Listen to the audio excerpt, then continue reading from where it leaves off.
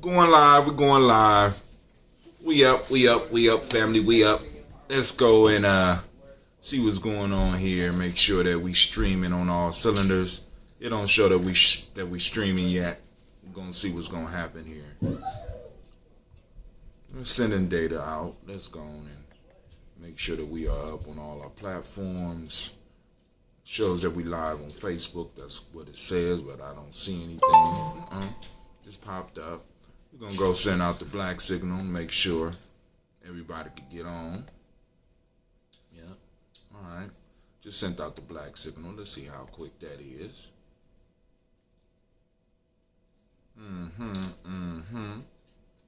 Okay.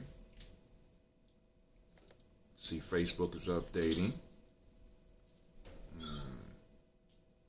See G&J Media Live on here. Let's go to that. Let's see what's going on there. Oh, it says we live.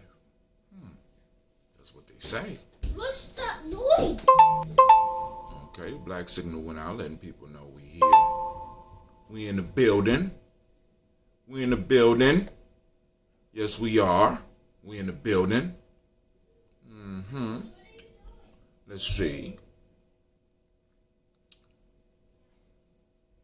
SMS campaign went out.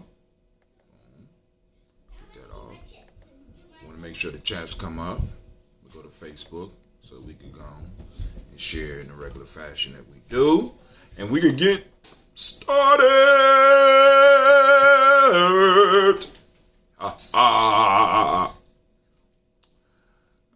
Let's see.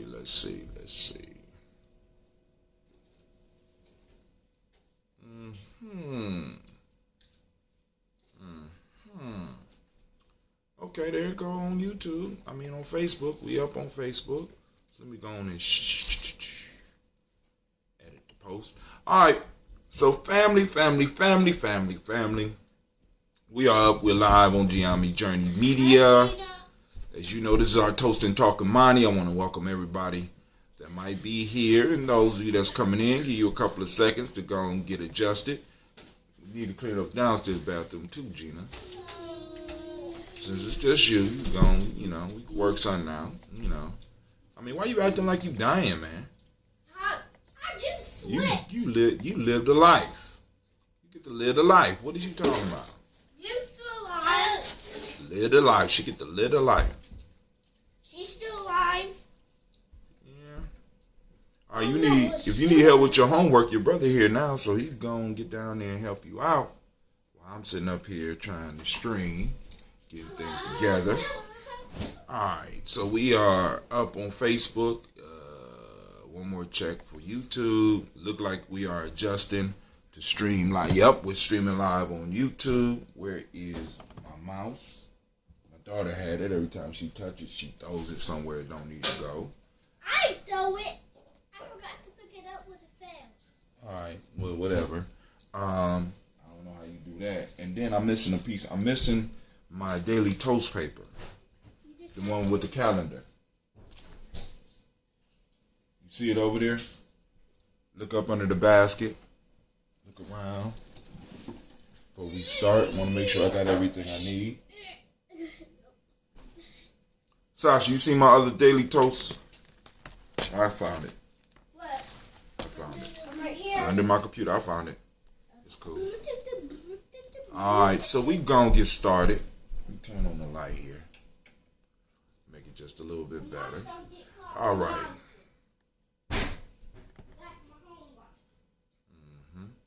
Well, it seems we by ourselves right now. Oh, my fault. All right. Facebook family coming through. All right, family, go and get registered at GNJmedia.live. Once again, get registered at GNJmedia.live. When you subscribe, you get points. We got points for the contest. I just have to figure out. I'm trying to work on figuring out how the contests work. So, you know what I'm saying? We working on it. We gonna get there. I'm gonna master all this shit so that in 2019 we gonna have stuff to give away. Cause right now, I got two shirts.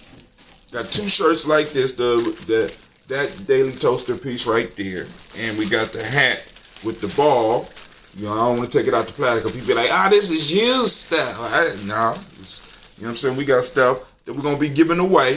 And now, there's 2 ways to get involved in all of this. And I'm gonna type up the instructions so that y'all can get it, because I want to make sure that what we're doing. And now the first way, and the way that I really want to experiment with, that I have problems with, is through the GNJmedia.live. So when you go to GNJmedia.live, I'm gonna type it up for you. It's 2020, not 2019. I know it's 2020. What did I put something up to say 2020? Did I put up something to say 2020? You mean 2019? Did you put something up to say 2019? Yeah, did I put something up to say 2019? I don't think I put up anything to say no. Nope. I didn't put anything up. Oh yeah, or in 2020. Okay. Maybe I said it. But all my stuff, it's kind of confusion at the beginning of the year. But now, in 2020, we got a lot of stuff coming up. Family First, one of the first things that we're going to start working on immediately.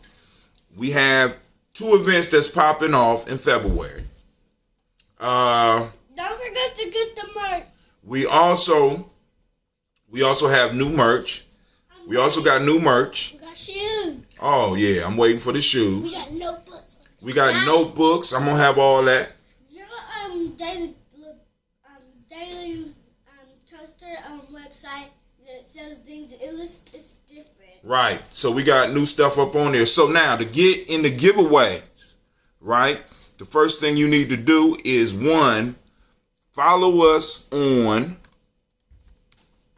better yet is subscribe, because it's a YouTube channel. Subscribe to Gye-Nyame Media.live. Right? So you go to Gye-Nyame Media.live, I'm going to post it up. Once you subscribe, you get an automatic amount of points, and then by interacting with us on Gye-Nyame Media, you get points. And those points will be you'll be able to transfer those points into tickets, so that when I'm doing the giveaways, you can get it, and when I pay for those, it comes straight to you. Out of all the people, if you have the most, go ahead. Then you get something from the giveaway. Right. Then also, the other giveaways we will be having is you could text the letters. I'm putting them in G&J.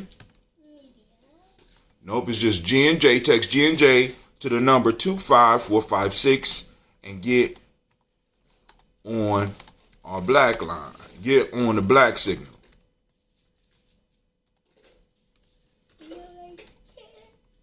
Yep. Maybe I might need to change that. Get on the black signal. Get on our black signal, and that will qualify you. I hope I spelled qualify right. No, I didn't. That will qualify you. That will get you into the other way to win on G&J. Capital G&J. So make sure you're on the black signal so that we can let you know when stuff is popping off.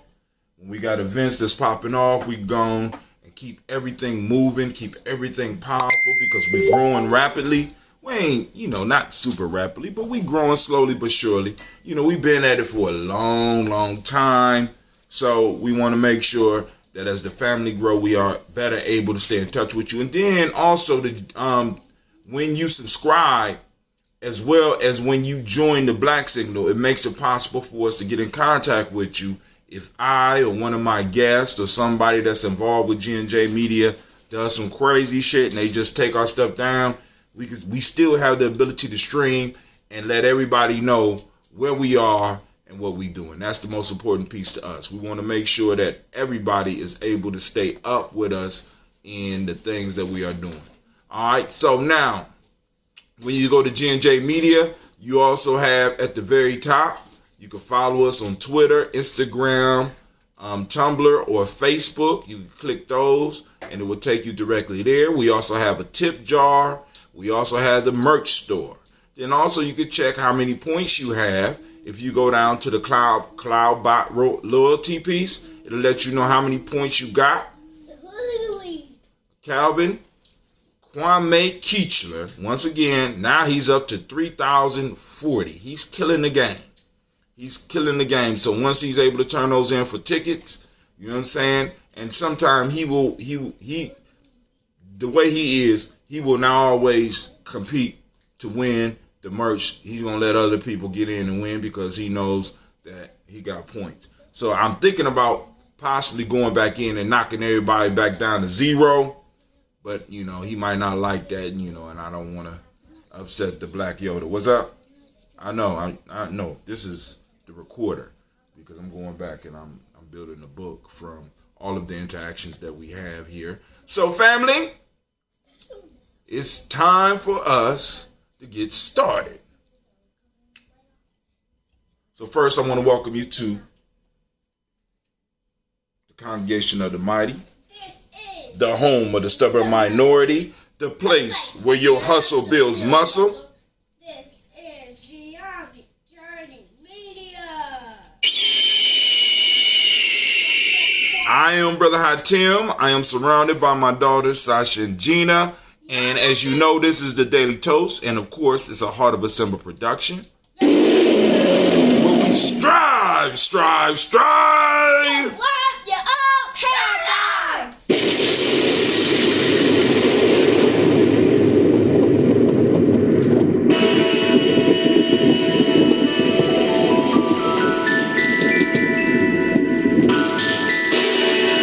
Get your glass. Y'all saw Gina. Get your glass. Going down.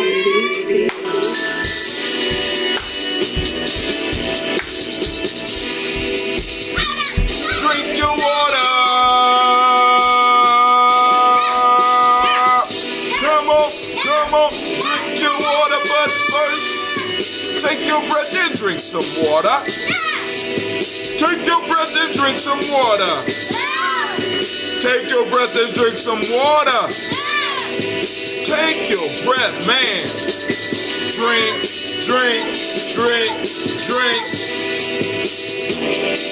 Or should we say, breathe, then drink. Take that breath with me. Now, grab your glass for that water. Get your pitcher of that water. Lift that pitcher of that water. Simply pour your water. Drink.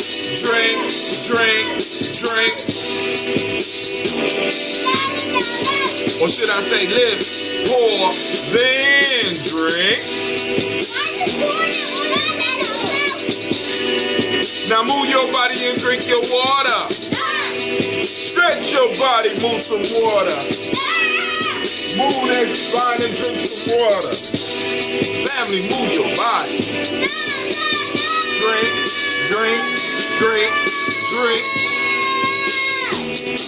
Or should we say, move, then drink. Raise your glass and take some water. Raise your glass and toast your ancestors. Raise your glass and toast your ancestors. Family, raise your glass. Why not? Drink.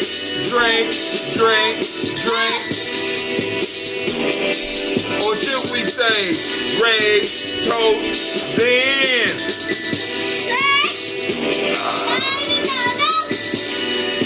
Take your breath and drink some water. Breathe.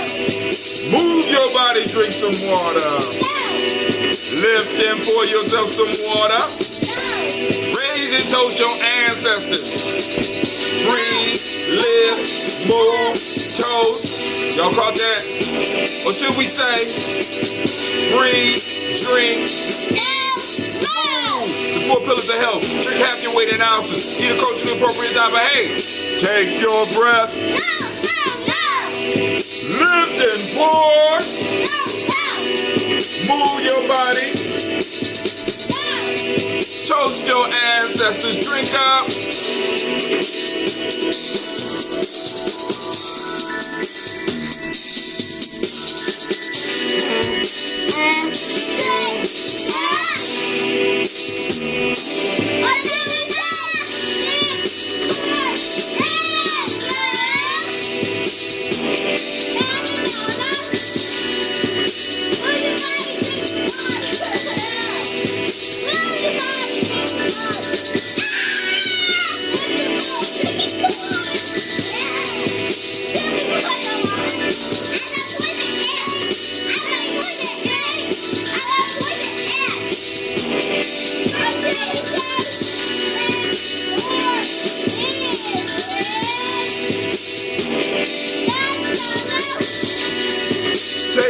breath. Lift and pour. Move your body. Toast your ancestors. Drink, drink, drink, drink. Drink your water. Family, remember the simple rules of the show. We want to make sure that we are promoting a healthy lifestyle so that we can be able to get up and toast our ancestors. For those that don't know, I am Brother Hatim. This is Gye-Nyame Journey Media. And we are, okay, and that's Gina. And we're coming live. And that's Sasha over there in the background. You know what I'm saying? These are my two executive producers right now. And your bosses. Oh, but that's what a producer mean, baby. Stop. All right, so now we are coming at you live so that we can have our toast and talk on the weekends. On Kumba and Imani's, we try to do a toast and talk. What is a toast and talk? A toast and talk is where we not only toast our ancestors, but we talk about things that are in the news. We talk about nation building. We try to build ideas. We try to build on some of the thoughts. We try to talk about some of the issues that are popping off in our communities. Not only locally here in Columbus, but all over the nation. We need to start making sure there's conversations going on about where we are as a group. Where we are as a group. That's very important. Because we have to start preparing ourselves and get our children hearing the conversation so that they will be able to move these talking points forward. Because I think it's important that we do study our history here in America as well as our connection to the African continent. But I do want to make sure that we understand that we got to take care of home first. And that's where we are right now in America. There's a lot of shit popping off in America. There's a lot of side talking, slick talking, pimp talking going on. And I think that we need to start preparing ourselves and preparing our children for the future that we want. Because if we just sit back, somebody else's plan for our future will be moved forward. And we don't want that. Because nobody got any good plans for us, family. No good plans. So we want to make sure that whatever we do, we want to make sure that we are at the helm. We are at the helm of deciding our fate. You see, they imitate us. They mock us. They do things we think, you know what I'm saying? We think they're not watching, but they're watching. So a lot of this stuff will be coming back to our children, to our young people later on in life. And they'll be like, damn, my elders was talking about this. My dad and my grandfathers and my uncles and aunts, they always got together and they talked about this. They dragged us to study groups. They dragged us to this. And we always was talking about these things, these big things. And now I'm understanding because it's impacting my life. And what we don't want is we don't want the impact to be totally out of our control. Please understand me. Because family, what they got planned for your babies, for our babies, is not good. As a matter of fact, they don't even have healthy plans for them. You know what I'm saying? Because if it's hard now, I want y'all to imagine where it's going to be. Because we see how 2020 started off. The Great Pumpkin wasn't playing. You know what I'm saying?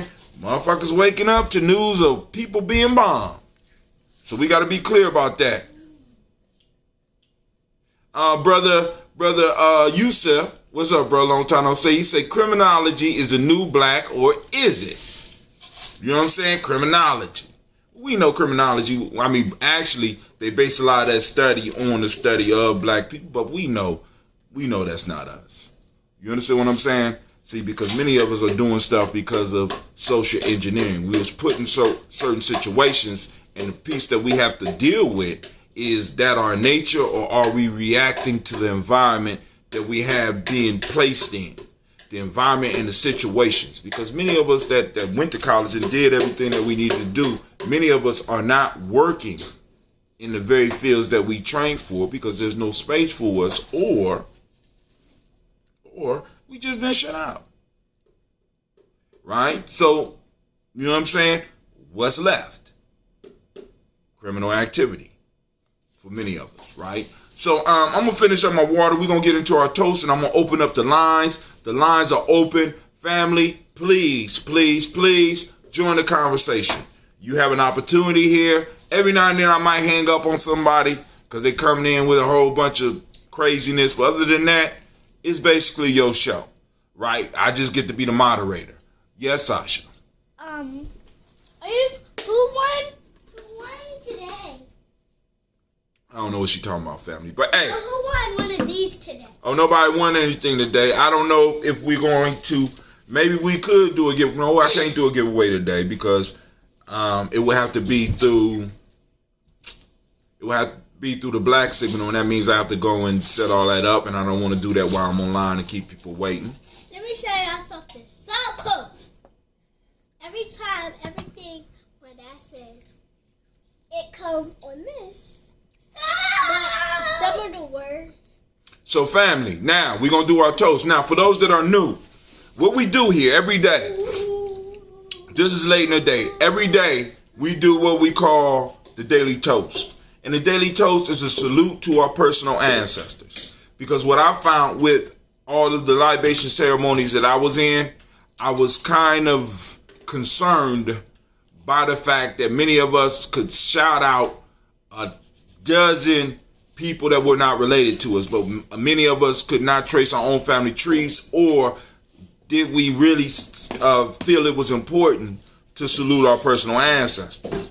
So I wanted to make sure that we had a space where we were able to salute our ancestors together, and through that start building tribes around them. You understand? Because the ancestors were always an important part within our culture as African people. Through our African lineage, ancestors have always been an important part of what we did. Not just the famous ancestors, but the ones that made it possible for you to be here.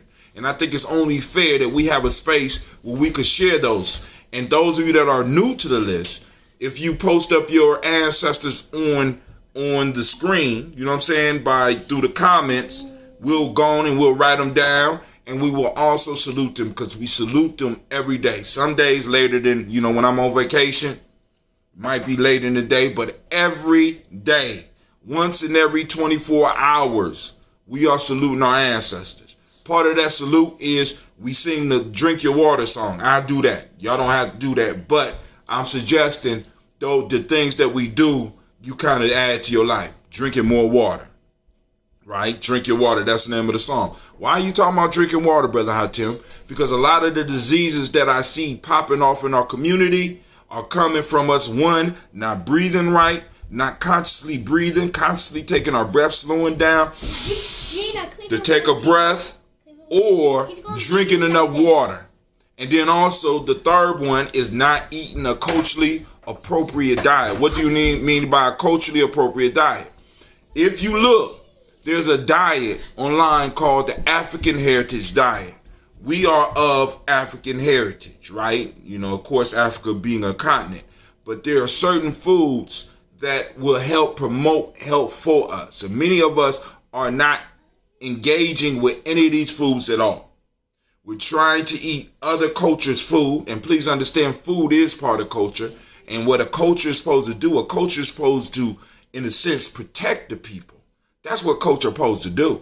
Culture ain't just it ain't just about the color patterns and shit. Like, those color patterns were designed to, in a sense, energize and to protect you.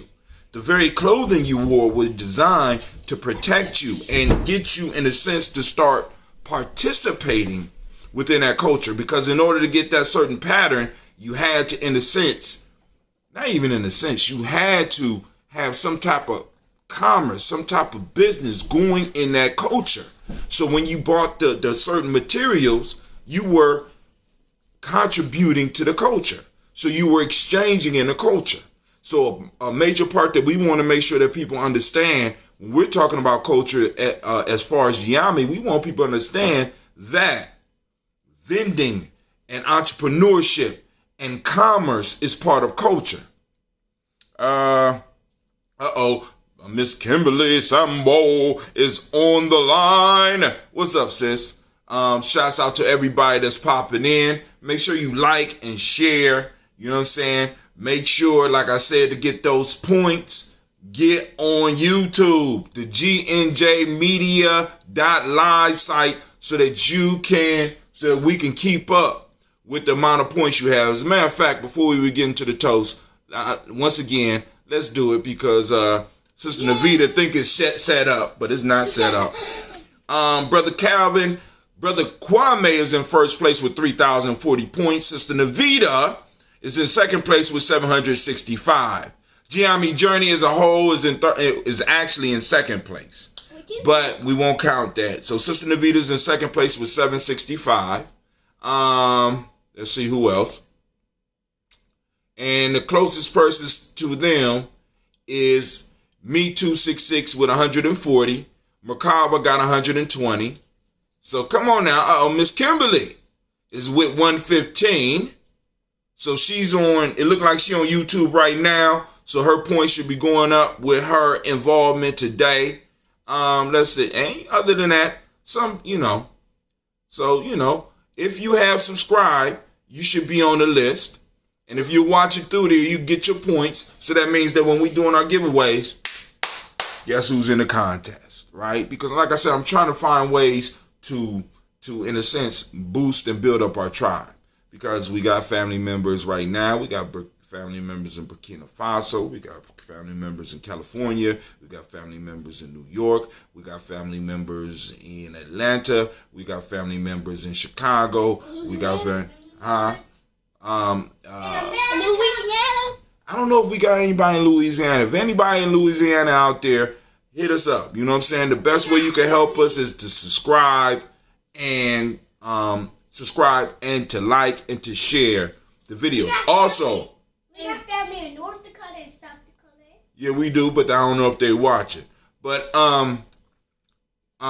also, we are moving into the fundraising phase again. Of course, we did the fundraising through Kwanzaa, and I want to thank everybody that helped us out during Kwanzaa.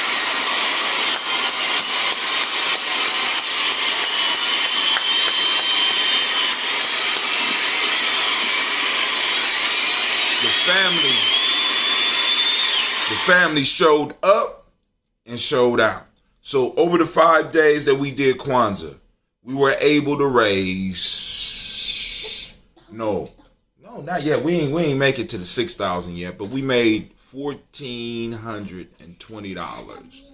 You know what I'm saying? And that was in-person actual fundraising. Now, we're gonna be doing some fundraising right now, and we're trying to raise funds for the Malcolm X Festival. The goal is 5,000. I don't know if we're doing that. What's that one page that everybody be doing? Because right now it's easier for y'all to either tip us on the show right here. You know what I'm saying? There's a tip jar. It's GNJmedia.live/tip. Or you can hit us up on our Cash App. Cash App is $. I hope we get to 1,099. Cash App, capital G, capital N, capital J, capital M. That's still lesser than 5,000. Yes. 99,000? Media. You said 1,099. And there we go. Boom, right there. You get us up on the Cash App, make a donation. Make sure you label it Malcolm X Festival, because we are trying to bring some heavy hitters. Now, if we get over 5,000, we can do a lot better than that. But at the 5,000, we will be able to ramp up what we've been doing over the last 3 to 4 years. You know what I'm saying? Because the goal is, one, to be able to bring some talent in that will attract some people. You know what I'm saying? And promote a discussion about us moving forward in strength in 2020. For those that don't know, the goal for us is like right now, we got somebody running for Congress that's talking about reparations out of Ohio. We also have 2023 coming up, where all of the seats for the city council will be up, school board. So politically, we get involved. Economically, we get involved, because that's where a lot of this discussion comes. Because like I said, we're doing the ebooks and we're doing the other events so that we can try to make sure that people start understanding that the commerce is an important part of everything that we're doing, because if like they say, revolution without finance is nonsense. You understand? There's no type of change that we can have without us going into our pockets, paying what we in Gye-Nyame call our cultural tax. So members of Gye-Nyame on a monthly basis is making sure that they are getting money in. So, we trying to get people to understand that. So your organizations that you're involved with, you need to start making sure that you are putting money towards them, especially if they are moving people towards thinking in a bigger light. You know what I'm saying? In a more conscious light. You understand? Because we got stuff we got to do, family. And I want to make sure we're able to do it. So now, without any further ado, we're going to move to the toast. And then we're going to move to our discussion. What about the ambrosia? Hold on. Oh, now, Gina brought up the ambrosia. Gina, this is my producer. So I got to shout out to ambrosia, that ambrosia. We still are in production. All of the gallons are gone that I had. And now this one is ambrosia red. This is unfiltered. I got the ambrosia red. So, because I got people that order ambrosia red. And this is made basically with honey, a combination of healthy green teas, raw honey, healthy green teas, and it's a certain plant called wache leaves that they use in Ghana in African foods. So it has some vitamins and minerals in it that are very helpful and is very tasty. So let's go on in. Daddy, this was on your computer. All right, Sasha, thank you. My babies be wanting my attention while they on here. You doing your homework? Go tell Clea to come help you with your homework. Let's give when I'm done doing my homework, can we do a Gina? So here we go. We want to give, as Gina said, we want to give all of the Imani babies a round of applause.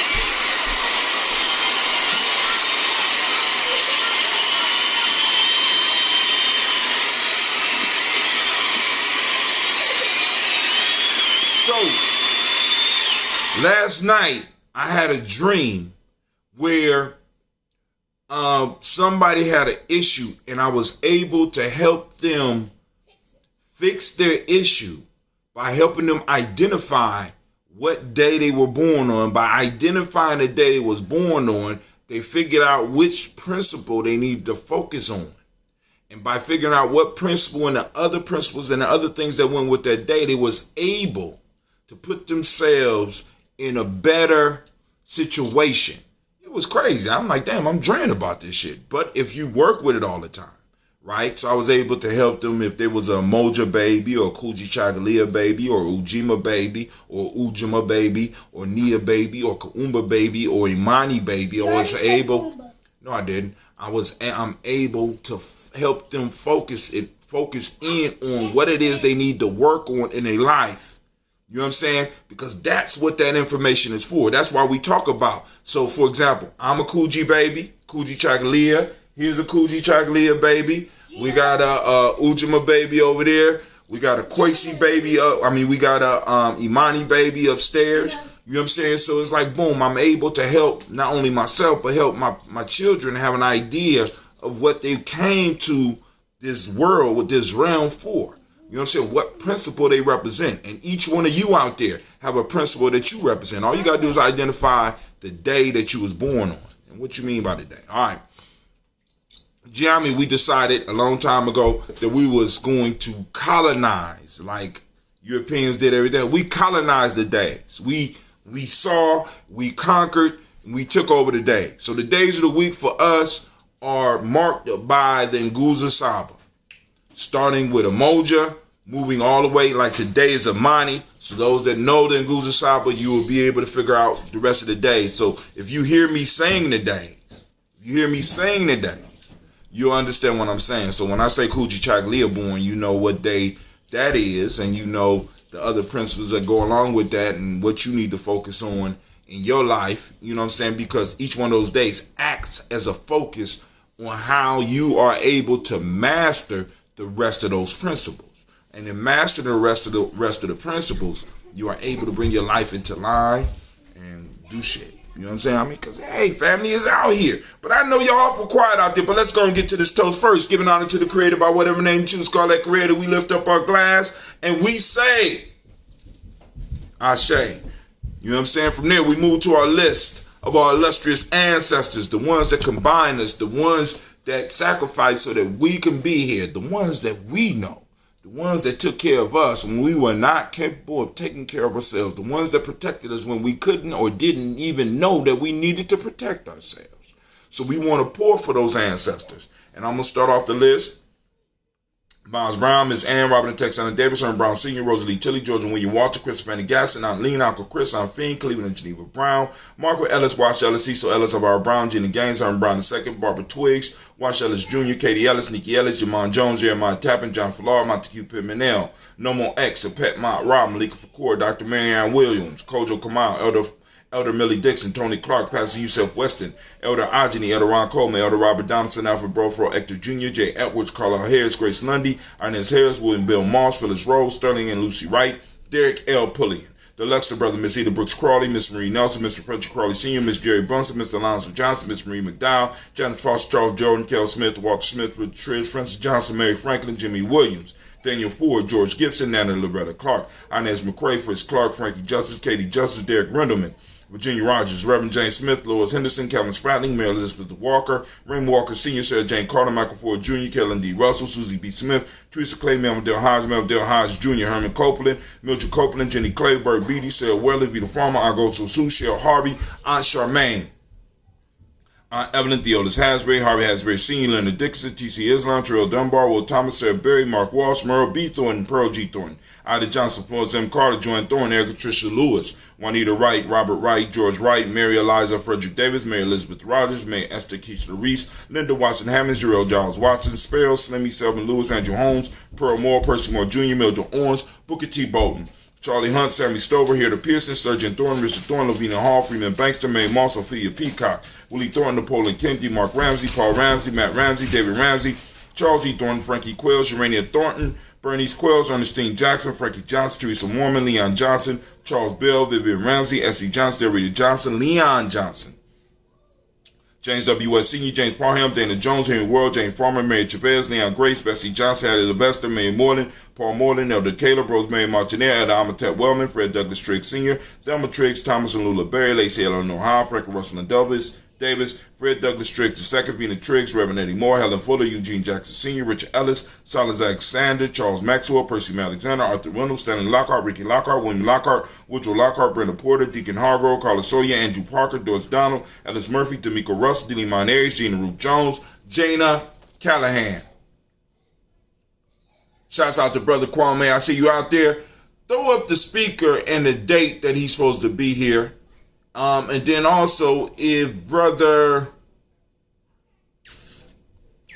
I can't think, give me a second. William Walter West, Nigel Parrish, Elder Basiji Filani, Jim Robinson, Gladys Johnson, Barry Clark, John and Mary Sullivan, Dirk Johnson, Antonio Johnson, Delise Waters, DeFriedis Hines, Ernest Bostic, Edna Bostic, Winifred Scanterbury, Wilson Haley, Emma Hine, Phyllis Lee, Eugene Spratling, Calvin Spratling, Charles Wooden, Penny Brown, Roy Lee Printup Jr., Miriam Johnson, Wilbur Longmire, Edith Cadney, Janice Carter, Michael Carter, Leon Pina Carter, Margaret Carter, William Carter, Lisa Jordan, Charles Lee Mosley, Dorothy R. Blair, Ransom Evans, Sam Evans Sr., Nayland Blair Sr., Edward Stevens, Sue Ann Stevens, Joe Davis, Timothy Butler, Gene Holmes, Dana Jones, Peter Charles, Christy Nichols, Cardinal Robinson, Rosemary Charles, Ada Pearl, Bob Ingalls, Jack Wallace, Warren M. Finch, Warren P. Finch, Tim Ingalls, Audrey Finch, William Billingsley Jr., Jennifer Sensabaugh, Hazel Gatson, Jerry Brantley, Brian Watson Jr., Kaniko Parsons, Jason Kathy Bradford, Thomas Bradley, also known as Uncle Buki, also known as Gypsy, Reverend Roosevelt Word the First, Stacey Trice, Frank Smith, Mother Bertha, Michael Leonard, David Brown, Ruth Carter, June Cox, Ruth Cox, Paula Cox, Ronald Urban, Judy Albert,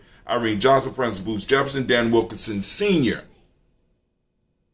Emma McClendon, Jerry Doe, Amina Robinson, Mary Nichols, Patricia Williams, Shabaka Teray, Greg G2 Gibson, Donna Hill, Richard Cleavers, Lee Irby, Tommy Irby, Ford Irby, Jim Gaucher, George and Hallie Johnson, Archie and Margaret Armstead, Diane Scott, Erica Armstrong, Claire Fox, Gene Evans, Archie Beck, Anna McGill, Charles McDaniel, Christine Cottrell, Aunt Becca, Alice Arnold, Arthur Arnold, Hattie Reed, Charles Reed, Eula and Andrew Baker, Patricia and Edwin Brooks, William and Bob Hatch, Kimball Vernon, Bradley Kim, Janie Harriet Tubman Kay, Spencer Sturgis, Sally Mae Baker, Ethel Baker, Creola Baker, Geneva Baker, Aaron Eno Baby Hatch, Hatch Sr., Mally Miller, Halsey Hatch, Dad Cleveland, Mother Gibson, Alex Nixon, John Bowie, Lester and Rachel Saunders, Doretha Ross, Riola Ross, Robert Nelson, Francis Stevenson, Leroy Stokes, Nitty Johnson, Fletcher Swan, Maddie and Charlie Scott, Ida Casey, Thomas Cooper, Vivian Stevenson, Mona Ann Lewis, Cornetta Lyman Lewis, John Jackson, William Dallas Lewis, Mary Francis, Chappelle Jackson, Michael Slade, Joanne Perkins, Richard Jackson, Martha Ford Dawson, Big Mama, Nanny Harris, Eva Ford, James Hairston, Margaret Towns, Mary Williams, Leroy Q. Heath Sr., Albert Moore, Miss Vanilla, Albert Motley, Jodine Elizabeth, Douglas Thompson, Erton Houston, Lud Alls, Elijah Alls, Jerome Alls, in West Staten, Joe Jamel Alls, Ann Pierce, Donald Carter, Lily Green, Nathan Green, Vet Vaughn, John Dewey, Ruth Beard, Tim Butler, Ramy, Laura Newton, J.B. Foggy, Thomas Newton Sr., Barbara Naeem, Jeanette Sanders, Jerry T. Sanders, Ward Pruitt, H.A. Brownlee Sr., Henry Wilson, Rufus Jenkins, Minnie Wilson, Catherine Sanders, Muriel Ellis, Elizabeth Sanders, Henrietta Irby, Mildred Armstead, Margaret Armstead, Catherine Anthony, Ruby Brown, Charles Walker Sr., Charlie Walker, Cecil Russell, Diane Urban, Haroon Phillips, William Ford, Margaret Logan, Phyllis Barnett, Lee Urban Sr., Michael Urban, Ozella Watson, Hugo Watson, John Caldwell Sr., Robbie Lee Caldwell, Nevaeh Mitchell, Ron McCormick Sr., Sabrina Easy, Rayshawn Easley, Javea McCormick, Barbara Ann Reed, Dorothy Ann Reed, John Reed, Shekamaha Reed Jr., John Reed Jr., Patricia Reed, Edward R. Benson Sr., Ethel H. McNair, Lois Fernandez, Jacqueline Broadus, Reginald Oliver, Mazarine Cooper, George Swan, Imani Grayson, Charles Scott, Charles H. Scott, Michael Morgan, Charlene Morgan, Sybil Edwards McNabb, Annie Ferguson, William Ferguson, Shelby McClendon. From there we have Joella Giles, James Carswell, Liberta Adams, also known as Aunt Sis, Elder Shaka McNair, Anthony Brown, Jonathan Ford, Lonnie Gaucher, Cousin Tony, Michael Johnson, James Jimmy Johnson, Barbara Shane Lewis, Ronald Sheldon Jr., Damian Top, Westina Banks, Joseph Bingham, Quincy, Mama, Aunt Lady, Abraham Isaac Cundiff, Aunt Barbara Lewis, Renee Johnson, Joy, Ryan Ross Riggins, Jermonte, Marcus Price, Ness Words, Marshawn McCarroll, Demetrius Beard, Herb Jefferson, Ralph Mickens, Eric Walker, Quincy Sample, Candace Simmons, Summer Clayton, Leonard Jones, Sade Garner, Melvin Scott Sr., Elder Clarence Lumpkin, Elizabeth Johnson, Frank Smith, Stacey Trice, Denise Goray, Nathaniel Hassan Turner, Khalid is in transition, also known as Nigel Turner, Demetrius Lewis Flint, Alberta Woods, Geneva Simmons, Daniel Tilley, Angeline Gant, Sharifa, Oscar Kane, Audrey Gripper, Dominique Nichols, Ruthie Lane Johnson, Teresa Sambu, Aunt Maxine, Uncle James, Henry Monger III, Tamara Dowdy, Nicole Harris, Julia Taylor, Richard Bozeman II, Ruth Carter, John Carter, Mr. Thornton, Johanna, Cassandra Lynette Lewis, Henderson Mosley, Charles Jordan, Henry Essex II, Fannie L. Webb, Dan Walton, Alao T. Sue Walton, Emma Walton, James Randolph Giles, Sonny Pete Walton, William Walton, Fred Powers, Elijah Hakeem Nkomo, Alberta T. Davis, Charles Davis, Willie R. Mackey, also known as Dr. Karimi Mackey, Victor Bowden, Drusilla Kitty Berger, Lucy White, Robert Lee White, Emma Jean White, Talton Roger White, R.L. White, Jesse White, Ruby Jewel White, Johnson Carl White, Desi Woods, T-Lar Woods, Lennox, Jim Woods, Lizzie Woods, Juanita Alexander Brown, Cynthia Amwright, Richard Dorsey, Annie Simpson, Jamara Simpson, Regina Hopkins, Joseph Simpson, Nettie Dorsey, Eleanor Hopkins, Edward Webster, Alice Webster, Ivy Webster, Arnilla Willis, Ethel Lane, Samantha DeMond, Ethel Marshall, Steve Dougie Shelton, William Bill Walker, Carl Rico Johnson, Kim Gray, Stuart A. Johnson, Edward Young III, Isaac Jackson Sr., Drusilla Murrow, Wayne Young, Christina Young, Thomas Young, Frank Murrow, and Sylvester Foster. Family, we raise our glass to all of our ancestors and we say Ashe. From there, without any further ado, we move from our ancestors. We move from our past to our present moment. In this moment, family, we have an ability that most beings in the universe envy, right? Because our ancestors exist with us. But our ancestors, in a sense, do not have the power to affect the now. That is left up to us. We have the ability to, within the now, to change the very direction of the fabric of time. We have that gift, and that gift was fought for us to receive that by our ancestors. So we want to always lift them up because we have, in a sense, we have a pact with them to carry on the tradition of carving out space and time for our future generations. So family, what we do with our moments matter. What we do with these borrowed moments, because these moments were carved out by people who were marginalized, and they still, they still survived. And we have to be willing to do the work in the now. So we're lifting up this now. We're raising up this now. We're reminding ourselves about the power of now and using the power of now to carve out space and time. And this time, in this generation, leave resources for our children and our children's children to be able to build monuments to greatness. Now, we have to handle our business in the now. And the question for each of y'all, are you handling your business in the now? All right? So we raise our glass. Before we do that, right now, in the now, to the day that we are in, the moment that we are in is called, today is Imani. We want to salute Imani. Once again, give all the Imani babies a round of applause, because I know some of y'all might be out there. That's right.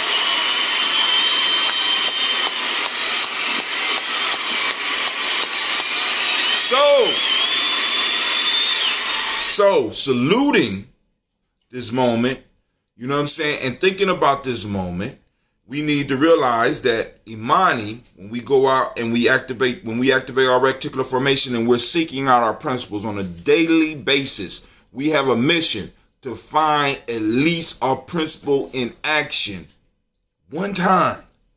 Because once you find one of these principles one time, it becomes easier for you to start finding it after that.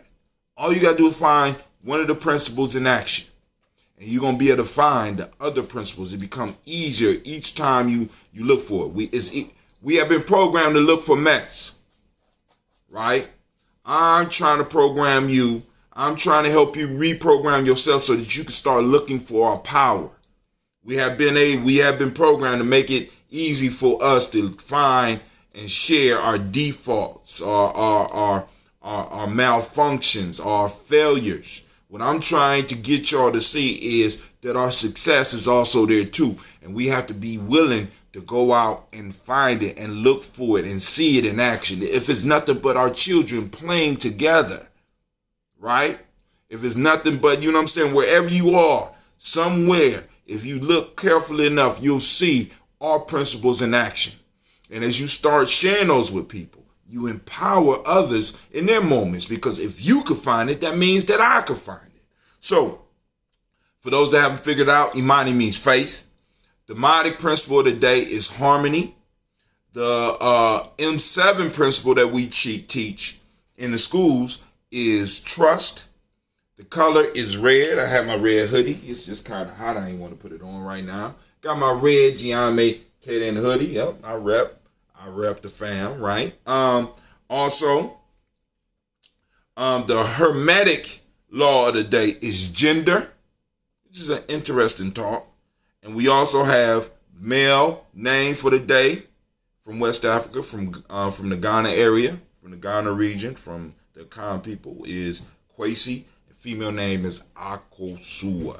So we raise our glass, and you know what we say? What we say, Gina? No, we say Ashe. From there, we move to our children, our children's children, on to infinity. And we raise our glass to our children, and we say Ashe. Ashe. From our children, our children's children, on to infinity, we raise our glass to all of our relations. And what we say? Ashe. From all of our relations, we raise our glass to you. This is that selfish toast. What is it that you need in this moment to move towards your greatness? Girl, we ain't done with the toast yet. Still in training. She's still in training. So, we raise it up. That's selfish. Toast, what is it? Ashe. From there, family, we move to toast the most magnificent, the most beautiful, the most uplifting, the most outstanding, the most inspiring individual in the room. I raise my glass up to you, and we say, Ashe, Ashe, Ashe. Give yourself a round of applause. That's you. So now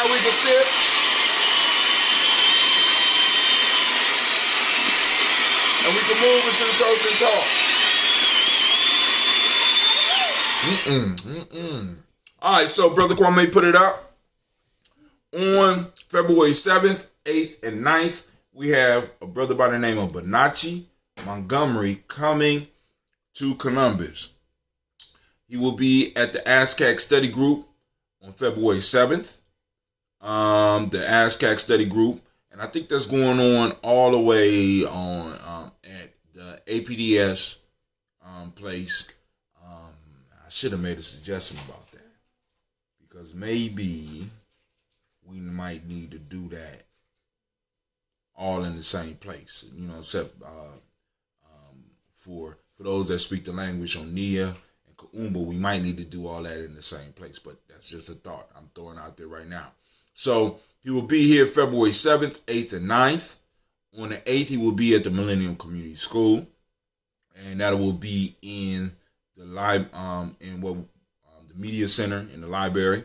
I'll set that up because we got another event popping off there too, and I would love for the brother to call in so that we can have a discussion about that too. So we got a lot of stuff going on. I try to keep the school busy because it is a community school. Study group will be at APDS until further notice, unless there's some other stuff pop up.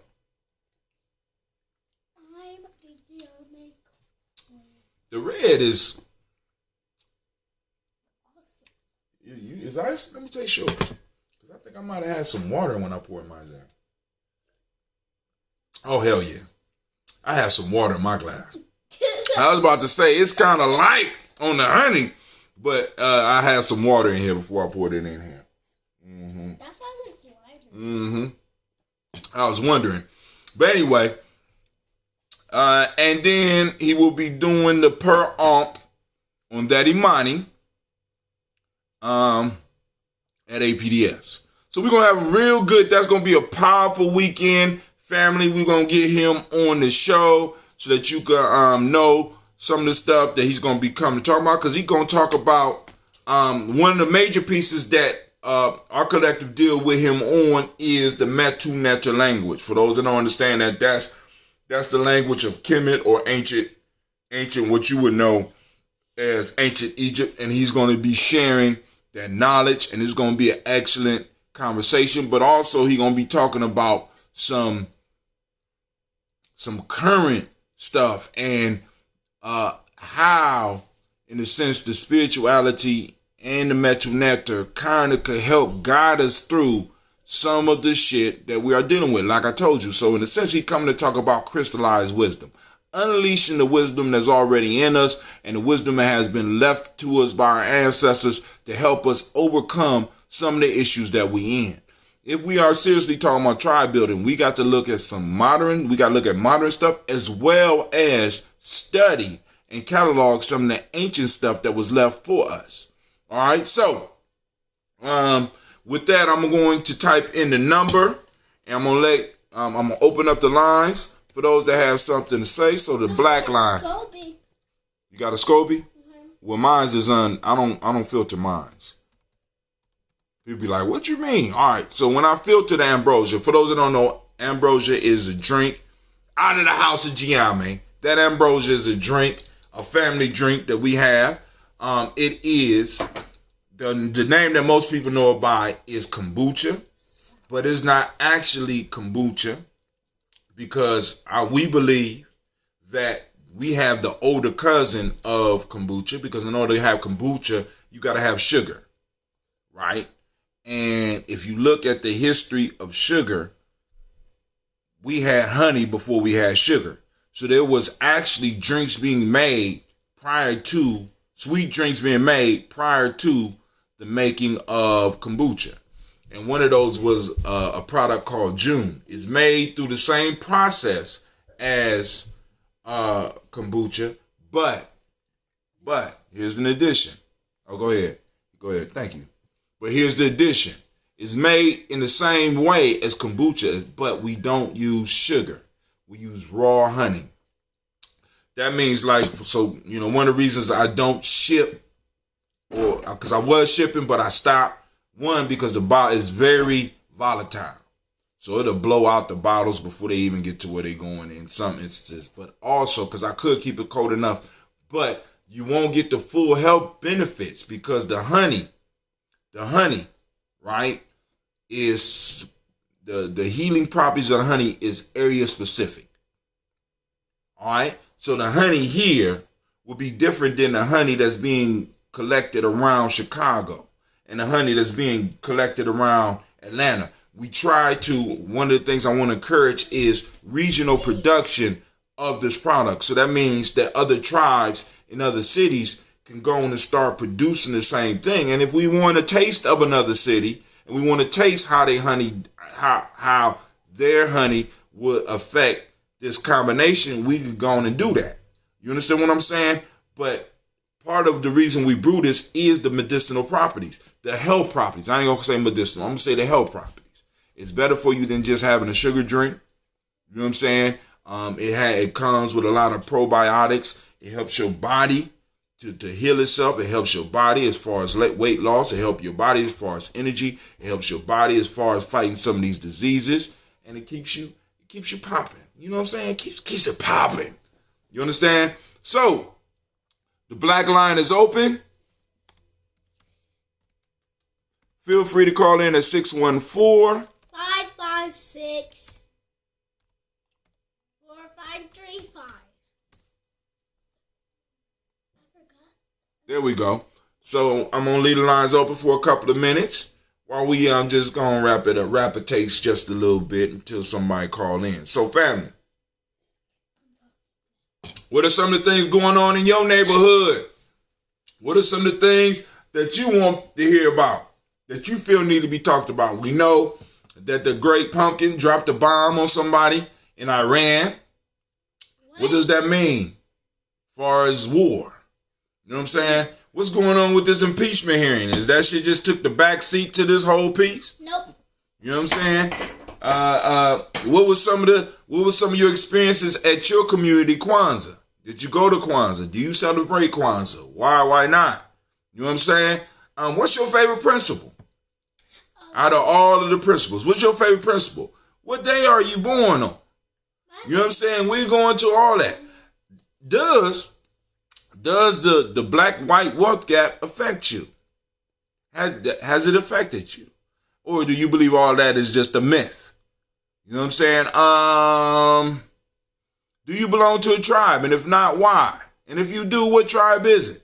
And what are some of the things that y'all working on in your community?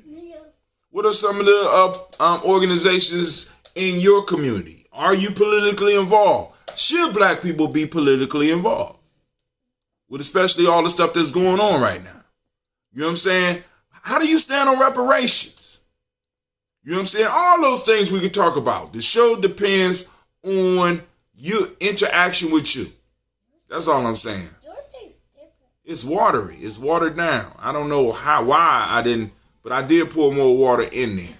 So lines are open, 614-556-4535. Once again, lines are open, 614-556-4535. That's right. Given to you by Miss Gina G herself. So we are live, we are kicking, we are live up on Spreaker right now. We are live on Periscope. We are live on Twitch. Of course, we're live on our YouTube channel. And all those you can get at gnjmedia.live, gnjmedia.live. We're also live on our Facebook page. We got our Tim Facebook page. We're live. So you got something you want to share, go on and share it. And like I said, share the channel so that we can go on and extend our reach. I don't have my phone. Let my child use it to travel to Europe. Oh, man. But hey, she had to, get that world experience. So you can still type in some stuff you want us to talk about. And those of you that are shy, if you want to type in some stuff so that we know, so that we can have a discussion that you might ask a question, make a statement. We here at Gye-Nyame Journey strive to blow up your old paradigm. So I'm going to say some shit that's going to shock you. Gina working the boards today, y'all. This it's going down. Gina working those boards. You go, girl. Yesterday we completed producing the latest batch of ambrosia, and damn, every gallon is gone except for the ones I kept to the side for myself. So one of the things that we have to do is we got to go on and start expanding production. Expanding production. I had an elder call me yesterday and say, man, I need to get 4 gallons from you per month. I need for you to be able per month. You know what I'm saying? So that's put me at about 10 gallons a month, which was one of my goals. But, you know, as I start moving, we're going to have to make sure that I start training some of the young people. This is one of the goals. One of the things, Gye-Nyame, get a couple of young people around me that are brewing it and making sure they are keeping the standards up so that we can make sure we're putting out the quality product for the family, because we don't need nobody cutting corners on the honey. You know what I'm saying? We don't need nobody trying to maximize profit, because that's what starts to happen when you start thinking in this Western format, right? We race to the bottom. I want to be the first one to have the cheapest. I want to find the tea the cheapest. I want to find the honey the cheapest. When in fact, it's not about giving the cheapest product to our people. It's about giving the best product at the best price. So we want to make sure that we're using quality green teas, because when we use about 4 or 5 different green teas for every batch that we brew. You know what I'm saying? We go and we get the distilled, when we can't get distilled water, we get the reverse osmosis water. We trying to get the freshest water that we could get. Right? We're not using necessarily spring water. Why? Because it's hard to get it in large enough quantities. So, you know what I'm saying? And I don't feel like lugging all those down boxes, because right now when we brew, we're brewing about 12. So in the next batch, we're going to be up to 18 to 24 gallons every time we brew. That's the place that I'm trying to take it, right? Because part of the challenge with Gye-Nyame is, as a tribe, and being like the highest ranked in there in the tribe, I have to find ways to create employment for some of the people that's coming up behind me. Right? I can't just be like, oh, I made it. No. There's certain things I got to do. If I want to become an elder in the Gye-Nyame tradition, it's certain things that I have to be able to bring to the table. I can't just bring age. You understand what I'm saying? And in many ways, in a lot of the places that we are dealing with, becoming an elder in a community, like in Gye-Nyame, we look at becoming an elder as a rank. Elder is a rank. You understand what I'm saying? So it's not just like you can age into that shit. You got to earn that shit. I got to have, in a sense, deliverables that I'm giving to the people, because at that level within the organization, not only do I have to meet the qualifications, but I have to be voted in by my peers. You understand? Now, as a group, we can go on and, in a sense, grandfather and adopt somebody in, but somebody coming up through the ranking system, the family got to vote you in. So that means I got to do politics within my crew. You understand what I'm saying? Which means I got to be able to bring deliverables to them. If I want to be an elder, what am I delivering? Right? Maybe that could be a discussion. You know what I'm saying? Because we might need to, for the elders that's coming into the ranks after 2020, it can't be the same as elders coming in the ranks prior to that. What are you bringing? What are you delivering to the table for the crew that you are becoming an elder in? This is a respected position. This is a position where you, in a sense, you had the power to basically do what we would call in the symbol an OG call. You understand what I'm saying? Where it's like, boom, you could end the whole discussion with an elder rank. It's like, yo, you don't need to discuss that no more. All right. So I guess my daughter trying to do my hair. But Sister Kim, if you are on a laptop, I can also put a link. I'm gonna put a link on the wall for those of you that might be listening through a computer or some other device where you might not be able to, where you feel you might not be able to conversate. With this here, you can also, because right now I'm on my computer, so I can send the link. I'm gonna post the link up. Let's go and get it.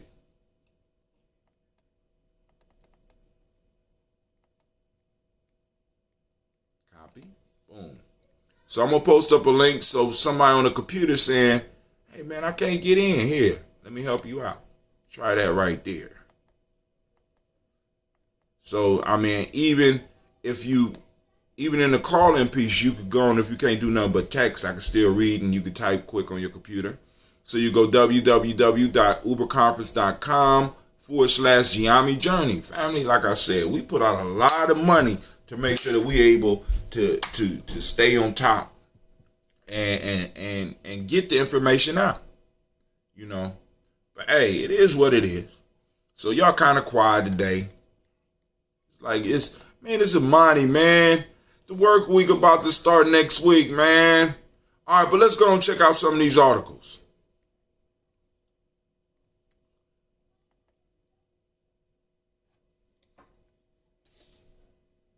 I gotta get rid of this right here. Hold on.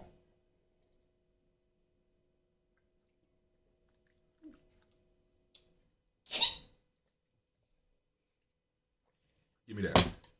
I want to taste what it really tastes like. And you get no more. Yeah.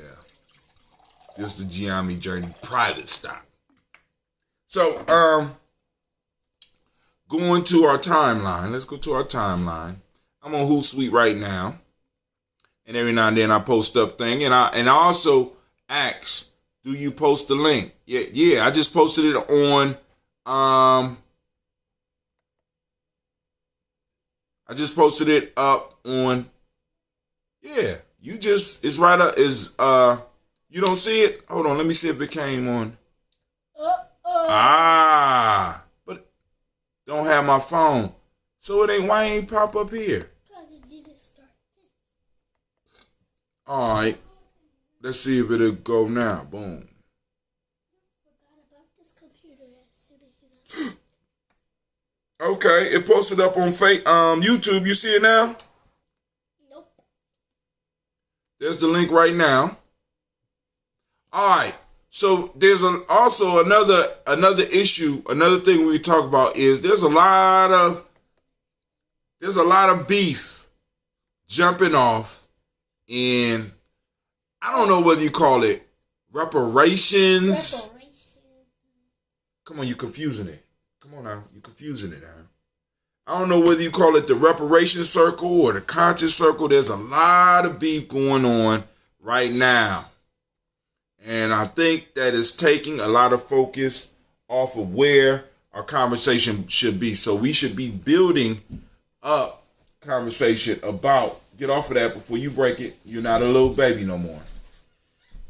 A lot of conversation is being diverted towards this beef rather than actually forming a united front about reparations. And I believe that a lot of this shit is on purpose. Like I said, I think a lot of things are happening, including the bombing of this dude that, I mean, like I said, a lot of us have never really heard of prior to homeboy bombing him. All right, but somebody's calling in. Who is on the line? It got your name and everything. And you sound good. What's going on, Miss Kim? I got in. You said who? This is Kim. I know, and you sound real good on here right now. Oh, great. This is actually better than your phone.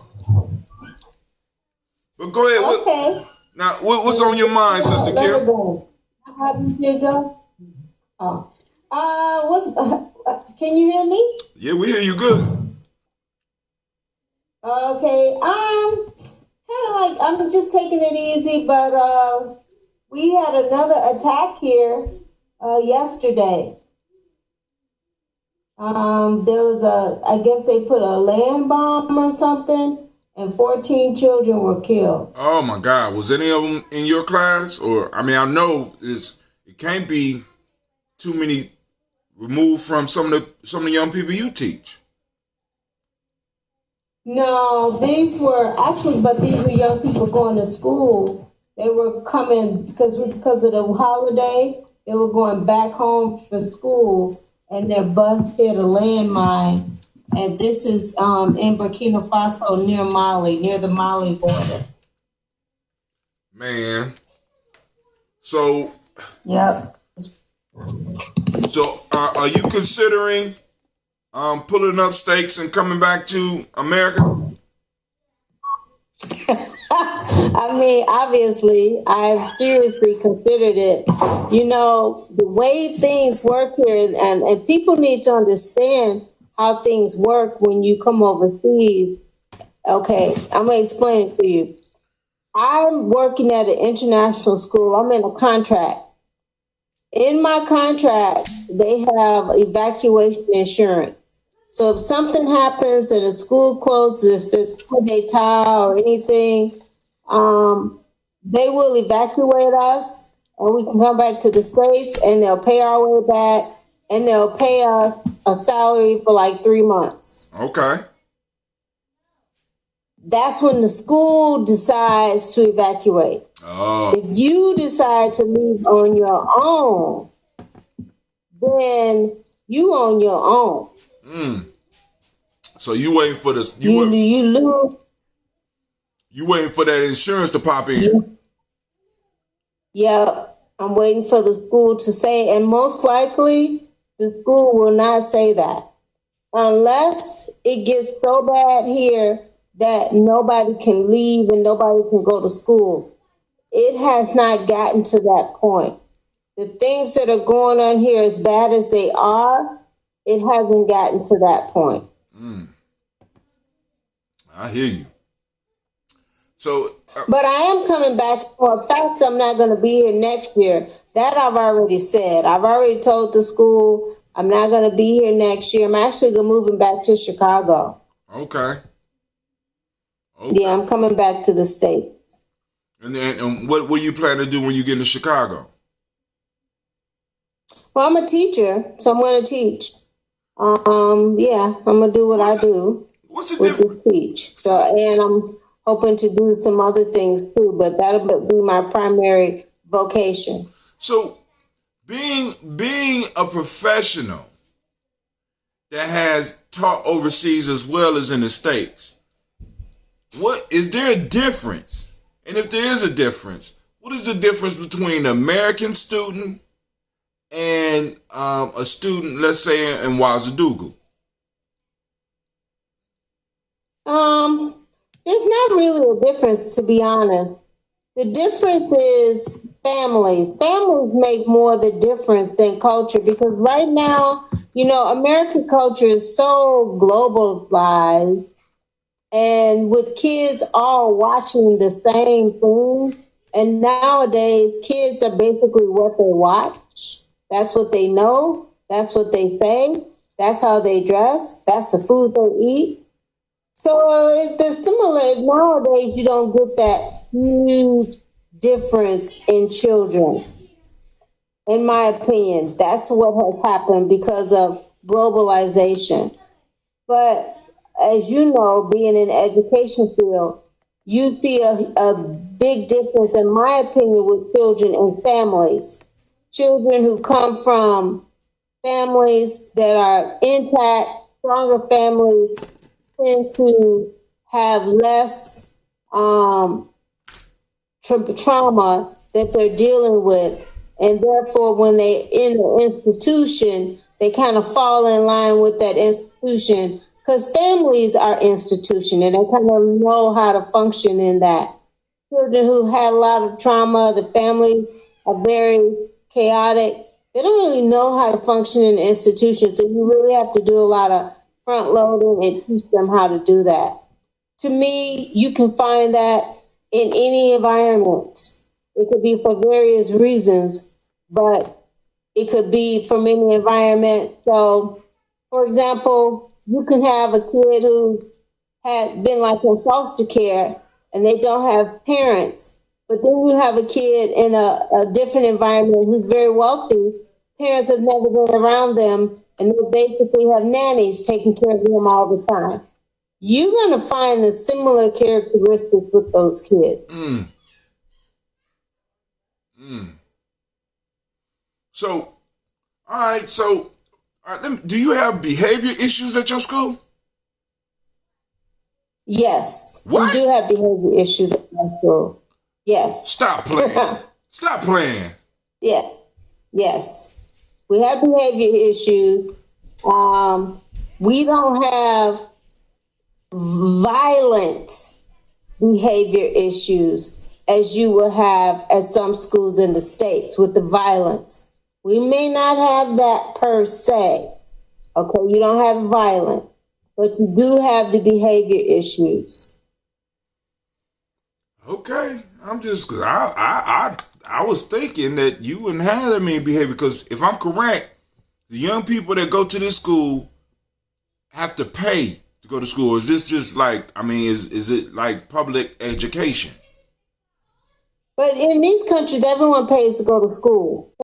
So, of course, these people pay a lot more, but they don't have quality free public education like we do in the States and in Europe and some places like that.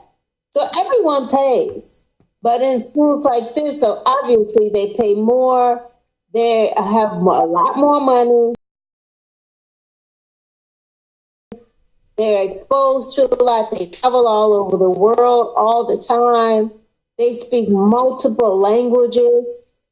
So they're very worldly. But they're still children and they're still kids and they're still growing up in a global society, a highly digitized society.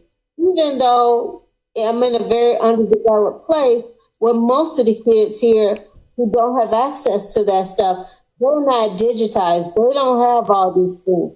But the kids who have the money do. So they're going to be more like the typical American kid. What? Say what? Yeah. Stop it. Stop it. All right. I'm just, man, all right. So now because of globalization, you're going to run into American kids wherever you go. You do. You'll run into them wherever you go. They'll have accents. They may look, but we all look different. We can look in any shade or any kind of description, the characteristics. But yeah, you're going to run into that literally wherever you go. Yep, you will. You run into it wherever you go. So have you heard about this beef going on with we kind of spoke about before, but the deepening of the FBA and the ADOS drama? I finished one whole packet. I don't care about, did you finish? Yeah, it's just so ridiculous. I mean, I listened to that horrible takedown Tariq did of Yvette and Antonio. It was really disgusting. And I listened to Yvette, her response. Antonio, of course, he wouldn't even stoop to respond to it, which I agree. And I just think, we have so much on our plate that we don't even need this. At all. I agree. But the one thing that I say is that it has to happen. This is why. Because right now we have people forming tribes. And this is what happens when you start building tribes. People are literally forming tribes. So now we're having tribal warfare, basically. You know what I'm saying? So it's almost like it's a necessary part of us moving this whole movement to another level. Because a lot of people are uncomfortable with conflict, right? But conflict is the conflict and the struggle and the pain that makes something grow. That's when you know that growth is happening, because it starts getting painful and uncomfortable. So what a lot of people don't realize is that something is going to come up out of all this drama that might be more powerful than any of us can recognize. Because one of the things that I'm recognizing too is because I'm on the ADOS Columbus private group, and they're posting up videos, and I'm seeing videos where finally individuals are feeling empowered enough to come out and start their own shows, so that Tone and Yvette can maintain doing what they're doing, but they can either be on this side or that side and come with their own commentary. So out of this, what we're getting is other people feeling that they need to start informing people. So they're coming out with their information. I heard one of the dudes I work with here, he started actually doing podcasting and doing a video, and he feels a little bit more empowered in doing it because he don't feel like he violated no rules. Because at first, what people was looking for, although they don't say it, they're looking for leadership. But with TBA, they talk about it's a leaderless movement. That's some leaderless bullshit, because there are clear leadership. There's clear leadership in TBA. They might not give you instructions, but you go there and get your talking points and your marching orders and your philosophy from them. So that makes them your leader, whether it's Jason Black or Professor Black Truth or Tariq Nasheed. You know what I'm saying? There's some instruction going on there. There's some talking points going on there, and you can see it being spread down, and people are talking. But now within the ADOS count, what you got is you got other people that's moving off of Twitter and still involved with some of that, but then they are getting the heart to start expressing, because they don't feel they need the permission that at one point in time I think that a lot of people needed, because they was looking for Tony and Yvette to provide that leadership. And what I kept trying to tell, what I was telling people for a while, I'm like, yo, you got to do your thing, because what they're doing is they're giving you the data, which means that you have the ability to move with it.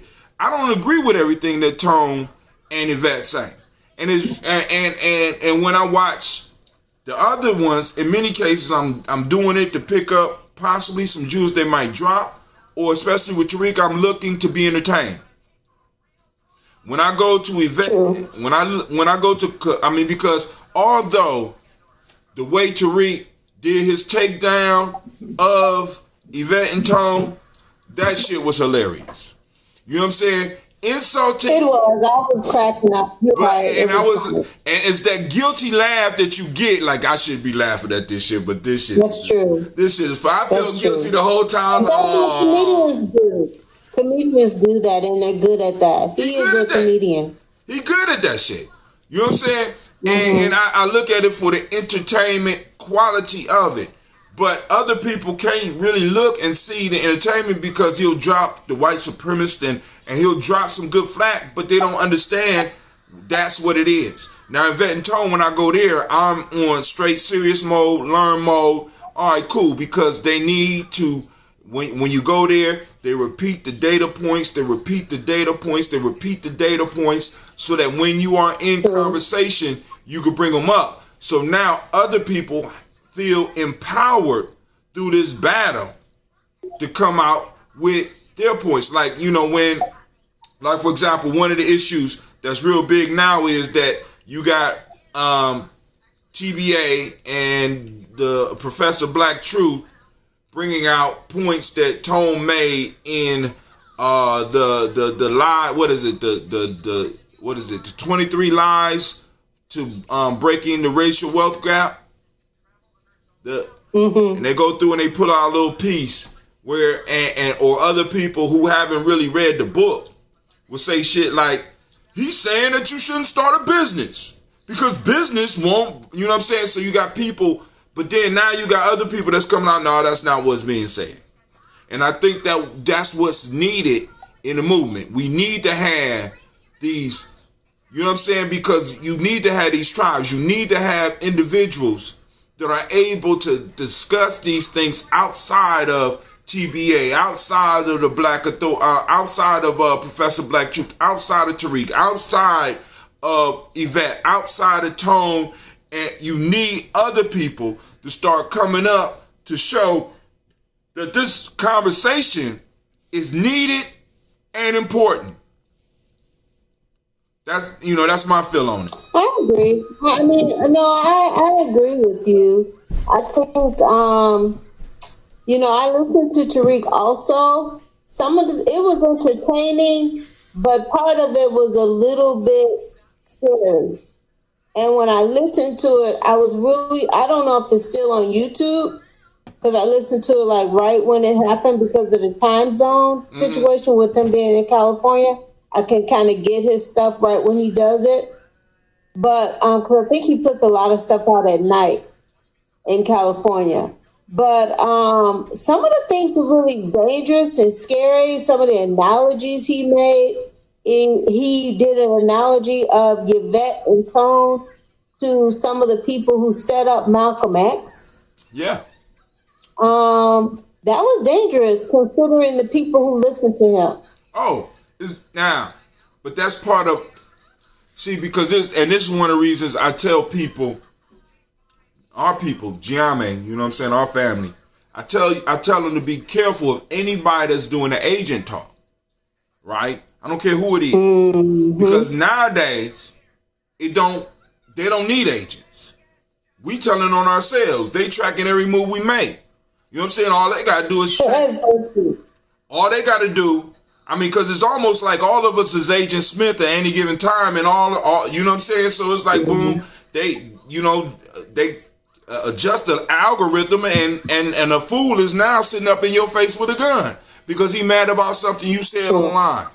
So the agent talk, the agent talk is no longer is dangerous, not because there might be agents out there. It's dangerous because that's not the way they're coming at us anymore. They don't need agents. You understand what I'm saying? I could change. Think about how quickly they were able to change the discussion from reparations to Yvette not having edges. Shit like that. You know what I'm saying? It's just simple shit. People, I agree. We're not monitoring that. A lot of us don't think about that, but this is what we're dealing with right now. So I've been in the game long enough to be like, man, they stop recruiting niggas because niggas start telling on themselves a long time ago. R.A. Terrell said, how they coming? They're coming through your cell phone. They're coming through the disinformation campaigns that happen online. They don't need for somebody to let them know where you're going to be at 3 o'clock, because more than likely they already know where you at and they already could predict where you going, brother. They don't need agents. We got people, that's so true. And I'm talking to R.A. Torrey, brother, listen, they don't need agents. We need to stop fooling ourselves. They don't need agents. You got the agent right now. You're communicating right now with the agent in your pocket. And many people around you, if you watch the Matrix, many people are like Agent Smith. Because remember, in the movie, what they told Neil was avoid crowds. Why? Because Agent Smith could take over anybody at any given time. It's simple shit out there that they could do. They could put on timelines to get people to get triggered to make you public enemy number one, so they don't even have to kill you. Somebody that was just mad about something you said on YouTube, or something you said on Instagram, or something you said on Facebook, they'll come and they will kill you. It will. That's why when I listened to it, I was like, is he crazy? Does he realize what he's doing? Is he that callous? You don't care. And he carries himself as somebody who understands people like that. You know, when that SWAT team came to his house because they called and said he had bombs and guns in his house? I don't know if you remember when that happened, and he was actually on the news. You remember that? Oh, yeah. So, I hate to say this, and I know this is public. I'm wondering, did he set that up? See, and I'm going to say it because why was it just him and his wife and his young child? Where was everyone else? What you mean, where was everybody else? Just to get on TV. See, but now... Yeah, where was everyone else in his house? Kariki has those little boys. His daughter's always over there. Oh. Sometimes his mother is there. He always has a house full of people. And when that happened, nobody was home. It was just his wife, his daughter. I hate to say it, he probably didn't set it up because he didn't move right after that. But I don't know. You got to remember... Just to give myself some legitimacy. Ice-T taught my generation when the police roll. 6 a.m, police at my door. You know, 6 a.m. They come early in the morning. Now, I'm not speculating whether or not he set it up. Whether he set it up or whether it's not, we know that it's a reality that this type of stuff can happen and a call could come from anybody. Now, the danger of that is that interaction with black men and police usually don't work out well. You understand what I'm saying? So that means that if he did it, he put himself at jeopardy, and maybe somebody else put him and his family at jeopardy. Now, but the piece is, that's what I'm saying. That's what I'm saying. There does not have to be an agent. All I got to do is have a hater. All I have to do is have somebody that's envious at me, and they could set up situations or do it themselves at where I am at risk. So we don't have to worry. That's why I didn't like what he did. I didn't like some of the talking about her edges, the talking about the strap-ons, all that stuff was just funny. It was ignorant. It was just ignorant. But that was dangerous considering the people who follow him. So either he considering those people. So what we have to think about, either he's totally ignorant of the power that he has, or he's very aware of the power that he has. Either one of those is dangerous. You understand? It's dangerous. Either one of those is very dangerous. Right? You know what I'm saying? Because it's like, if he's ignorant of the power he has, then at any given time, anybody that disagree with him could be on the chopping block. But if he's aware of the power he had, because he talked like he's aware of the influence that he had, because this is part of the game listen, part of the game is be like, I ain't no leader, so I don't have to take responsibility for the shit that the people that's with me do. You know what I'm saying? Now, what I liked about Tone and Yvette is they never claimed to be leaders. They said they created a hashtag. They say that they sparked a movement. But what I was trying to get other young people around me to understand is that by them saying that, what they're doing is they're opening the field. And I just wish more people had ran with the ball prior to all this beef. Shouts out to brother R.A. Toy. He said, bro, why are we in this condition? What is the reason? What did we do as a people that this is our story? Now, let's be very clear. There's many things that we may have messed up on. But I want you to understand that one of the major mistakes, and a lot of people won't get mad at me about this, is that historically, we have always treated others as human beings. If you trace that in us, all the way up to a point to where with a guest, if you look in our ancient text, you treat a guest as if they are a deity, because you never know when God's going to visit. You understand what I'm saying? You never know. So we practice that. One of the major mistakes we made is that when Europeans came on shore, or we started doing business with them, we did not study, or we did not look deep enough at the character of the individuals that we was dealing with because we thought that they was going to deal with us like we dealt with them. Prime mistake. Second, now, we have been through a lot, but I want you to know, this is not new in history, bro. Right? So there's no need for us to be like, well, what did we do? There's no curse. There's none of that. What it is we're going through a hard time, and we have been going through a hard time for a long time. One of the things that keep on allowing this is one of my theories is we're not tribing up. We have allowed for them to break up our tribe, where we would have groups of family that would come together and we would do stuff together, because the terrorization of our people the whole time we've been here has made us feel safer acting as individuals than as groups, because they have identified and showed us what they're going to do to us when we act as groups. We make them feel uncomfortable. Just like when you see, if you live in any of those cities right now, if you see a group of young black men walking together, it's a good chance the police is going to kind of break that up, because 3 or more of us is a threat in almost any situation. So we have to understand this. Tim, I agree with everything you said except how you started. And I've heard people say this a lot. When you say we, you're really talking about Africans. Right. When Europeans came to Africa, so that's where you kind of diverge, because we are not Africans. And when we're of African descent, but we're not Africans. We're not the people who were sold anymore. It's been 500 years ago. We're no longer those people.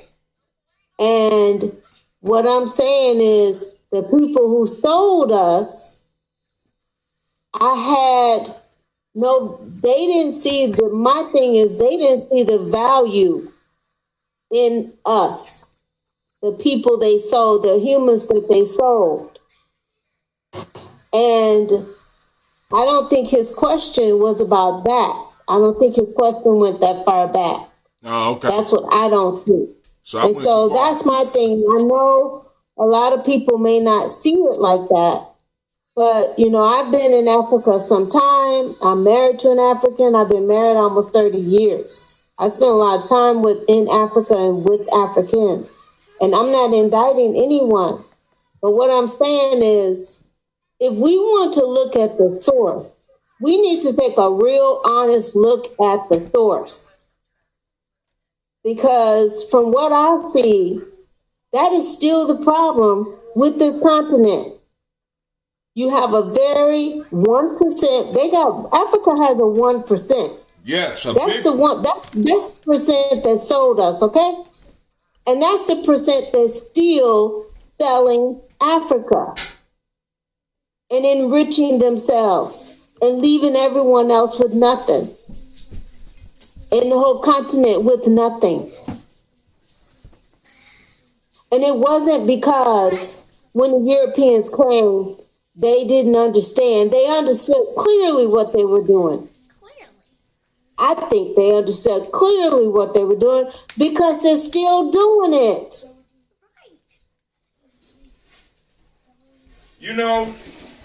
I wish I could argue, but God damn it, you got me. She got me. She got me. You know what I'm saying? I still, like I said, I was raised. My upbringing is Pan-African, and I kind of still look at us as a tribe of African people that have been separated. But I hear you, and I understand 100%, because we have been over here for 500. Well, according to the numbers now, I told you to stop doing that. It's real life here, Gye-Nyame Journey. We have been here for over 400 years, which is enough for us to understand that we are a different people. We are a different tribe. Now, I do count the African lineage, you know what I'm saying, that connection, but I do understand that we have become a totally different people, because I noticed it when I went over there. Although, my situation was a little bit different than people going over there touring right now, because I got to chill with the people. You know what I'm saying? The people that's really struggling over there. You know what I'm saying? So is a little bit different. Which is almost everybody. Say again? It's a place where literally everybody struggles. Mm-hmm. Everybody struggles. It's a handful. The 1% don't struggle. You got the 1% who don't struggle. Then you got the people right up under them who are pretending that they're not struggling. Then you have those that can't even pretend. They just struggling. And that is generally everyone. Because those who are so small, like Antonio, if you were to look at the data with Africa, then they don't even exist because that number is so small. Right. They would throw it out. They would call it a outlier. Yes. So basically, everybody here is struggling. Oh. And you know, I mean, and that, you know, part, you know what I'm saying? So, bro, take what you can out of here. Hopefully, in some form or fashion, we touch what you was looking for. But, you know, I'm just hoping it ain't one of those cursed and shit like that. You know what I'm saying? It's just that we have work that we have to do in recognizing who we are. And that's what initially attracted me to ADOS, because like I said, the data and all that shit became very depressive when I would just listen to them, because I was looking for black voices to listen to on YouTube outside of watching my own goddamn shows. And I started listening. You know what I'm saying? And then, like I said, first it was the aspiration listens. You know what I'm saying? Where I would listen to, the hip hop pastor. I would listen to Boyce Watkins, and then I started running across Yvette Cornell, and then some of the stuff she was saying, I'd be like, damn, that's depressing. But then I started thinking about it. It's not depressing, it's reality. True. It's reality. See, because I can't get out of what I'm in if I keep thinking I'm in something else. If I keep thinking that I'm having an aspiration problem and not being able to live up to my aspirations, then I'm going to keep on doing the shit to help lift up my aspirations rather than stepping back and taking a real look and being like, the issue that I'm facing and the issue that my people facing has absolutely nothing to do with aspiration. Then I had to take a look at my family, because within all our families, we'll have basically our boomer generation tell us, our family had plenty of money. They gave it away. I got that in my family. We gave it away. We had land. We had this. We just gave it away. And you know what I'm saying? Yeah. I'll be like, but damn, I mean, you know, nobody talking about Jim Crow.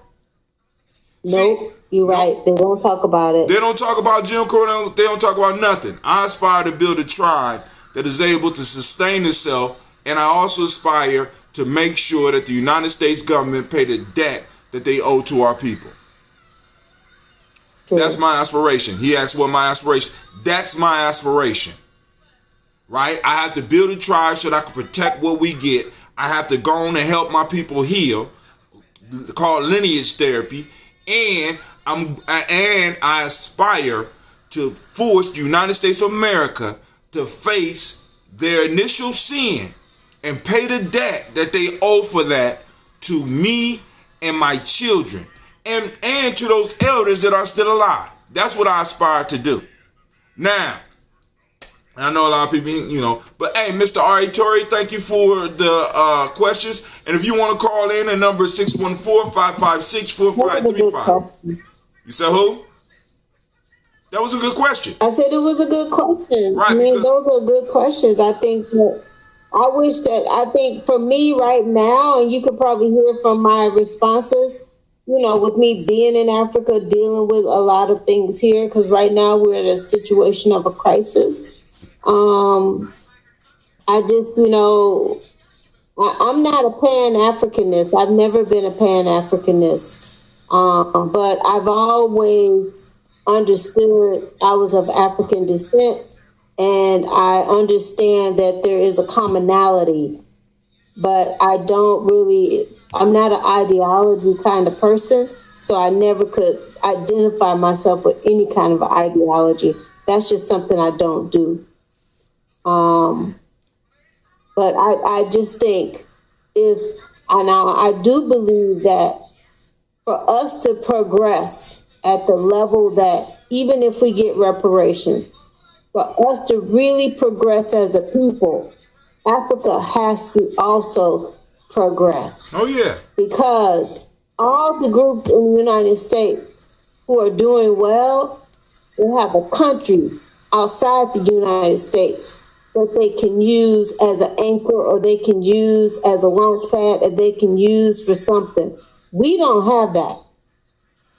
So for Africa, and mainly West Africa, needs to come out of this grip of poverty, needs to start talking about the 1%, needs to start taking a real look at what's going on here, what's been going on here, and why is it still going on, in order for any of us to actually get to a level of normalcy. Because right now, we don't have it in the States. They don't even have anything close to that here. And so all we do now is our hand out, begging. Now, Mr. Torrey asked... That's how I believe, but I'm not a Pan-Africanist. Mr. Torrey also, he points out, he say, when we get paid, family, what are we going to do with it? We are mentally castrated. I'm going to challenge you on that real quick, sir. Then he also say, I don't think money is our problem. I think our relationships are the problem. Right relationships. I agree. But I'm going to challenge you on that mentally castrated piece, right? So you saying when we get paid, family, what are we going to do with it? Now, in my lifetime, one of the things I have always ran into was the 85-15 rule, right? 15% of the people use up 85% of the resources. So when I go to a school, I'm looking at 85% of my students doing what they're supposed to do. 10% choosing not to do what they're supposed to do and choosing to break the rules. And 5% that can't help themselves. Now, what most schools have to do is we have to invest all our money in working with that 10% and that 5%. While 85% of those individuals are ignored. 85% of the people are ignored. And I think a lot of times because of media, we are constantly focusing on that 10 and 5% rather than the 85% that's going to do what they need to do. This is why I'm saying it's important for you to start tribing up. It's important for us to start tribing up so that we can start developing the right relationships, because, my friend, I want you to look at our history in America.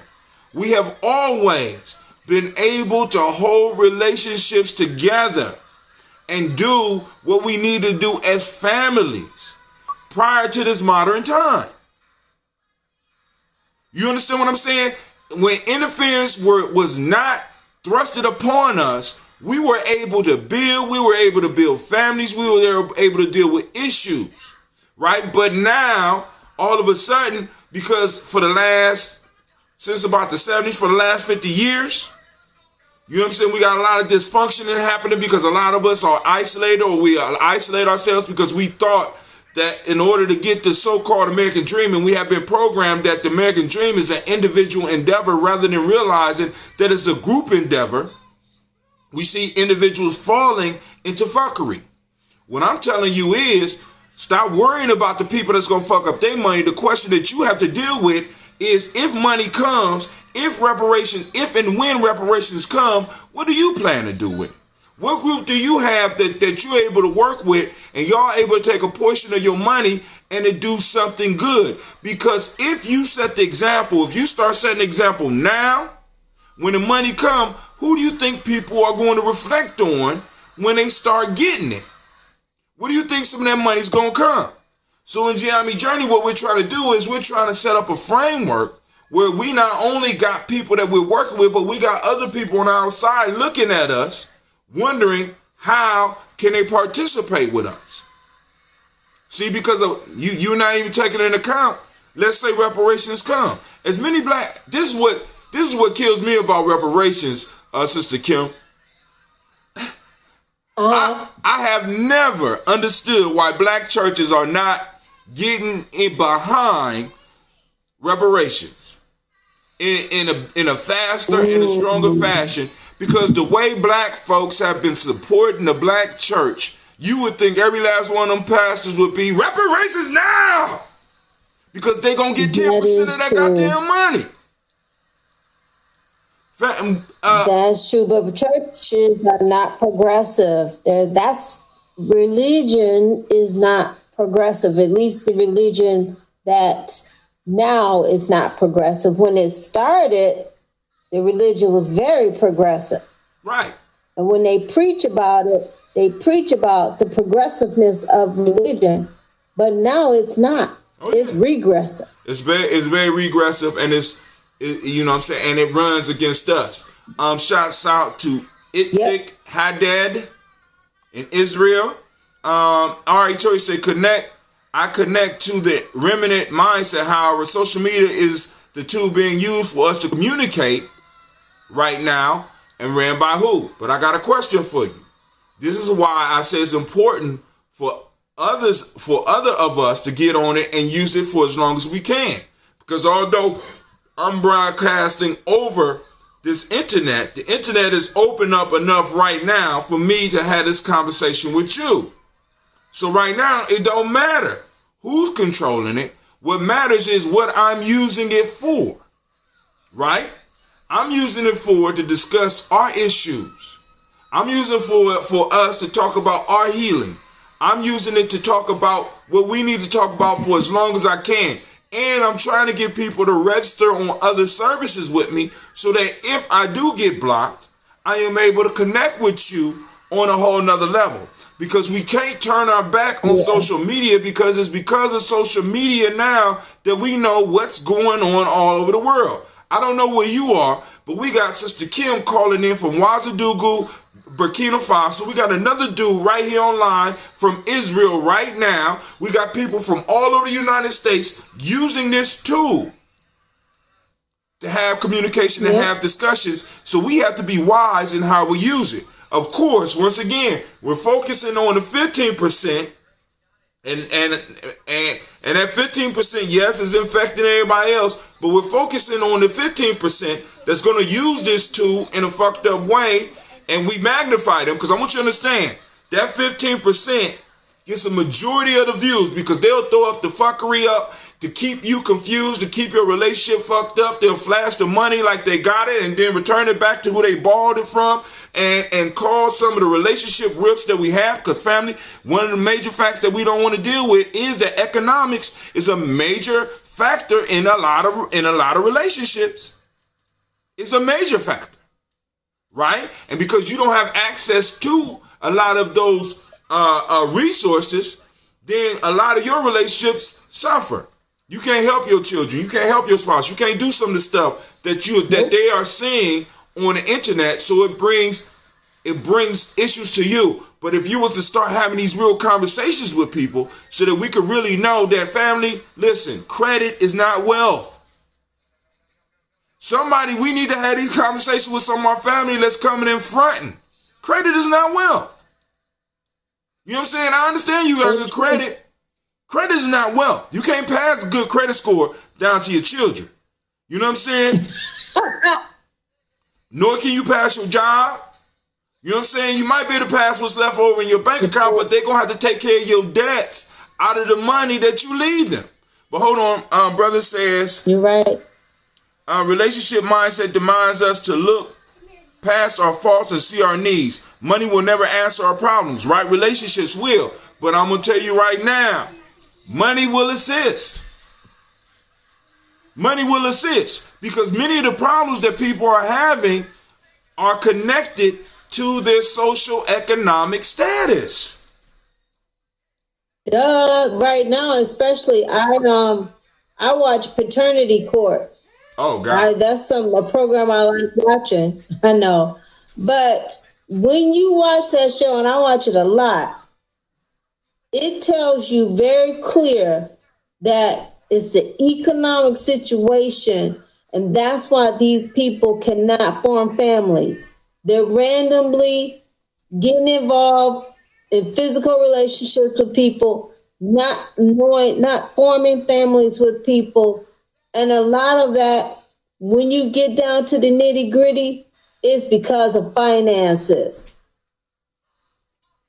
And so a lot of the people nowadays, because if you are not educated, you can't just get a factory job and be able to support a family. Right. Those days are gone. Ain't coming back. So they're out there hustling. They're out there Uber driving. They're working fast food. They're dealing with high stress jobs, low pay. They're juggling bill to bill. All these people talk about, and they talk about small money. Like, I needed $35 from him, and he didn't come, and then I called the police, and then that. Like, they're squabbling over small amounts of money.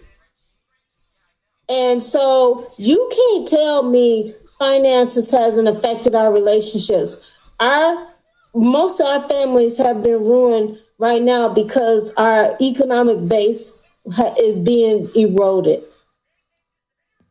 That's what I see. A nice vacation will solve a lot of problems. You know what I'm saying? Who said that? No, I'm just saying. I said a nice vacation. Huh? Oh man, listen. How much money you need for a nice vacation? Oh, that's what I'm saying. And people don't have that money. A nice vacation will solve a lot of issues. It won't solve them all because we have to have the true communication. But you know, when you're living in an aspirational bubble, how can you really have an honest conversation? Because your conversations, and check this out with some of your friends, a lot of their conversations are aspirational conversations. So they're not being honest with you. They're not necessarily lying, but they're having a conversation based on their future dreams, based on what they're going to be able to do in the future when this great idea hits. You understand? I mean, and that's what's going on in our community right now. You know what I'm saying? We got a lot of aspirations. We got a lot of people think that they're going to get that big. All I need is that one hit. It only takes one hit. Sister Kim, I just need my album to sell. You know what I'm saying? I'm pushing it on the internet. I'm doing this. I'm doing that. You know what I'm saying? And so when I'm having a discussion with you, I'm having a discussion with you from an aspirational standpoint. No, I understand that we all suffer from that. I myself suffer from that aspirational thinking, spending money on things because of aspirational thinking. I got a question for you real quick. We all suffer from that. Sister Kim, if you had the wealth, yes, I have a question. If you had the wealth, would you still be in Burkina Faso right now? Oh no, that's easy. No, I told you why I'm still here. Exactly. That's one of the pieces I want to throw out there for the conversation that we're going to have, because other people are having these conversations. Because I hear the brother when he says that us having honest conversation would work, but most people can't have honest conversation because they're dealing from a place of aspiration. And this is what's being pumped on us right now. You got to believe. You got to get up and you got to grind early and work hard. You know what I'm saying? It's going to change the world for you. Super duper hard. We work super duper hard. You know, I mean, so super duper. Oh, he got another one. And reality is right there. We can go out on Friday and Saturday, wake up on Sunday broke. You hitting it. And now the piece that we have to start dealing with is why in many cases do we have to go out and spend our money like that? Because it's sort of like us giving ourselves therapy, because a lot of us are in places that we don't like, doing stuff that we don't want to do.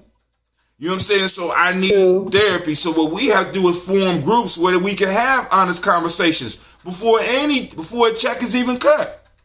You know what I'm saying? In spite whether a check is cut or not. We need to have these real talks so that people can understand where we are, and we could start finding ways to work together. Cause for example, in one of the pieces that I'm gonna bring out is that as a community, we're one of the only communities in America that don't, Sister Kim pointed out, we don't have an anchor country that we can rely on. We have absolutely no place to go. This is it here, right now. You know what I'm saying? Far as our families. And we don't have a staple. We don't have nothing that we can agree on as a group that we will only purchase from us. Everything for us is a throw up. You'll never see a Chinese or a Korean individual walk into an African store and buy rice. They buy that strictly from them. You'll never see an Indian or a Korean walk into a black hair care product to buy hair care products for them. Nope. Never. You know what I'm saying? So they won't even make that mistake. They won't even make that mistake. No. Or slip up and do it. It's like something they can't do. Let me tell you, here in Ouagadougou, we have they ride a lot of motorcycles here. So of course you have Yamaha, and then they have motorcycles made by a Filipino company. Then they have these motorcycles made by Indian. You have some Indians here, and I always look. I never ever seen an Indian on a motorcycle that's not from the Indian company. They don't slip up and ride a Yamaha. They always on an Indian-made motorcycle. And that's what they do. And that's part of the conversation that we got to have. You know what I'm saying? Yep. Because what ADOS has provided, regardless of whether you're going FBA or whatever, what these groups allow us to do is to set around first a mental border. What's allowed, what actions are allowed, what behaviors are allowed, and which ones are not. To where you have a border where you are able to start accepting in as well as excluding. And then eventually we're going to be able to do that in an economic framework. But us being in America in the way we were, where anybody could be adopted in, and if you could do the Dougie, whether you was white or whatever, you could come in. No, y'all could partake of the culture. If that's what you want, you could pay you know what I'm saying? You could pay if you want to. But there is certain things that are not allowed within our culture, and there's certain things that we will not allow far as people to make a physical come up, make an economic come up on us. Like right now in Columbus, we have the ability. Actually, we got the ability to grow all the greens that black folks need. I ain't gonna say that all of us need, but a good. Let's say about 5%. We might be able to get about 5% out, but I'm quite sure if we put our money together and say we, get a large enough group and say we ain't buying greens for nobody else but these groups. Shea butter, you know what I'm saying? We got people in Africa right now that could go, or that know Africa well enough to go and get it back wholesale so that we could go and make. It's certain things that we could decide as a group that we aren't going to purchase from nobody else but us. That's part of the healing. That's part of the healing, because one of the things that a lot of people don't want to deal with is that, and I keep on mentioning this, that commerce is cultural. It's part of culture.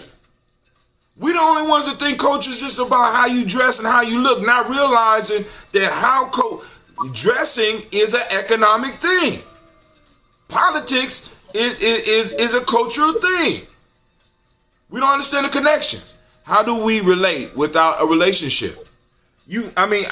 Nobody is arguing a point about us not relating or not or even knocking down the importance of relationships. What I'm saying to you is that part of a relationship is being able to take care of certain responsibilities, and the way that the world has always made, how can I put it? Responsibility always has a cost. Whether the cost was being able to catch a rabbit, or whether the cost is holding some type of job so that you could take care of those around you. Relationships aren't free. They never have been. You know what I'm saying? Even in the animal kingdom.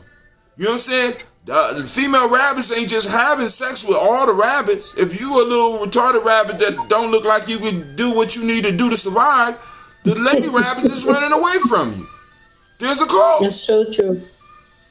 There's a cause. See, we got, because like I said, because relationships and how we relate is part of culture too. And culture, in a sense, protects us. And culture makes it clear on who you are opposed to, in a sense, have a relationship with. Right now, we can have relationships with whoever we want. Because it's all about freedom of choice, right? I got to shake up my ambrosia because my cat got caught. And I hope it don't blow up. But once this one pops out, I'm going to have to get another one. But family, how do we relate with our relationship? And I want you to understand this, because for me, relationships are our spirituality. You know what I'm saying? Because we got to relate to our ancestors too. The cost of relationship is being, but hold on, bro. Listen, that's getting a little bit too deep. Relationships are that's a parent-child relationships. All other relationships, in many cases, is not about being selfless. Matter of fact, even that, the parent has to become selfless because the child has not come into an understanding of where, who, what, where, and when it is. But once they become into that, they have to contribute to the family. You understand what I'm saying? Being selfless is suicidal. Black folks have, I want you to think about this. Black folks are the most selfless individuals in this country. And look what's happening to us. Yep. We have put all of our needs on the back burner of everybody so that everybody else could make a come up over the last 50 years. What have it gotten us? That's not survival. You don't survive like that. You know what I'm saying? So relationships are not all about being selfless. There's a few, like mother and child, father and the babies and stuff like that. But we got to understand that shit stays within that unit. You understand? Because even when you join a tribe, or even when you're with a tribe not just for a selfless interest. You're with a tribe, you're with a group because it can benefit you in some way. Other than that, you're messing up. He said, who are we selfless to? Not to each other. You know, I'm like this. Go and find a mother in your community. Go and find some organizations. Because in many ways, you might be fucking with the wrong people, because there are people that have beautiful relationships in every city that we have here in America. There are groups, and a lot of us have been exposed or been messing with these other groups. And if we are selfless, power is in selflessness. Where? Bruh, I don't know. Listen, I'm about to go and get up off here. Power, he said power is selfless. Power is not selfish. What does he mean? Well, let me read. He said the cost relationship is being selfless, no question. Who are we selfless to? Not each other. And if we are selfless, power is in selflessness. Go down slowly. Suicide is in selflessness. Then shake it up. Self-denial is in selflessness. Then you can use that. True. Just put it on yourself. You understand what I'm saying? I mean, because it's not healthy to be selfless with everybody, especially when you got predators. Predators, as a matter of fact, the circle of life requires animals to have a selfishness about them so that life can continue. If deer became selfless, wolves would eliminate them. Do you understand? Self-preservation is a right. Self-preservation is necessary to keep this whole thing moving. And we as black folks, in a sense, have removed ourselves from the selfish aspect. We done gravitated more towards the selfless, and as you said, especially towards other people. He says, bro, I've seen a sister that had much of nothing, but took the people that had nothing and were sustained and encouraged and full and fed. So then that goes against what you're saying. And then on top of that, she didn't just take the, well, I'm going to challenge this, and maybe I'm wrong. I'm going to say, I don't believe that she took them in on some selfless shit. I done had house fulls. Right? But there was something in there, whether she's getting a good feeling to be able to brag about who she's taking care of, or not maybe even brag, but feel good. There's something in it for her. He said relationship selfishness kills. It will. But it also can sustain. There has to be a healthy balance. You have to have a healthy balance. When too much of one thing is good for nothing, brother. If you just that's that whole spiritual shit that we was fed. You know what I'm saying? Come on, man. But hold on. I've been on here long enough.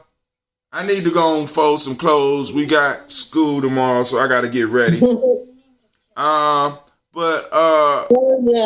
don't have school tomorrow, so we go to school back on Wednesday. Yeah, you told me. I'm kind of jealous. I don't know how y'all work that out. But do you want to do you have any final words?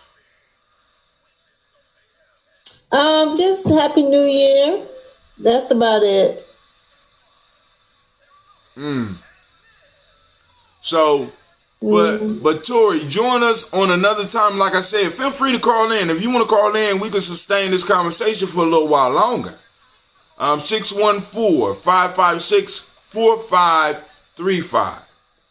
Am I saying it right, ladies? 614-556-4535. Is that the number?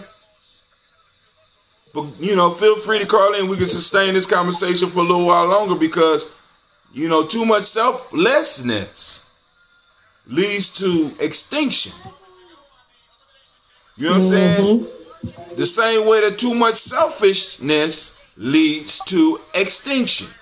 There has to be a healthy balance. And many times we're dealing on the fringes of too many things. And I hear you about the big empty homes. He said, we are not islands. That's why I'm talking about finding you a tribe.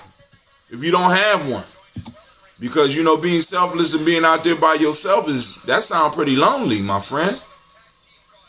You know what I'm saying? Which allows us to go into aspirational thinking, and which allows us, because many of us exist as if we are an island, or if we are on an island. When in fact, there's other people out there that you possibly can help. And it don't have to be necessarily selfish or selfless. It just is. Right? But family, I want to thank you for joining us in the congregation of the mighty, the home of the stubborn minority, the place where your hustle build muscle. This is Gye-Nyame Journey Media. This is a Heart of a Simple production. I am your host, Brother Hot Tim. I want to thank everybody for joining us. We had Sister Kim calling in from Ouagadougou, Burkina Faso. Shouts out to R.A. Tory. Shouts out to everybody else that he put up, look up Heartbreak Day. We toast. This is a Heart of a Simple production where we strive to blow up your old paradigm. I'm out.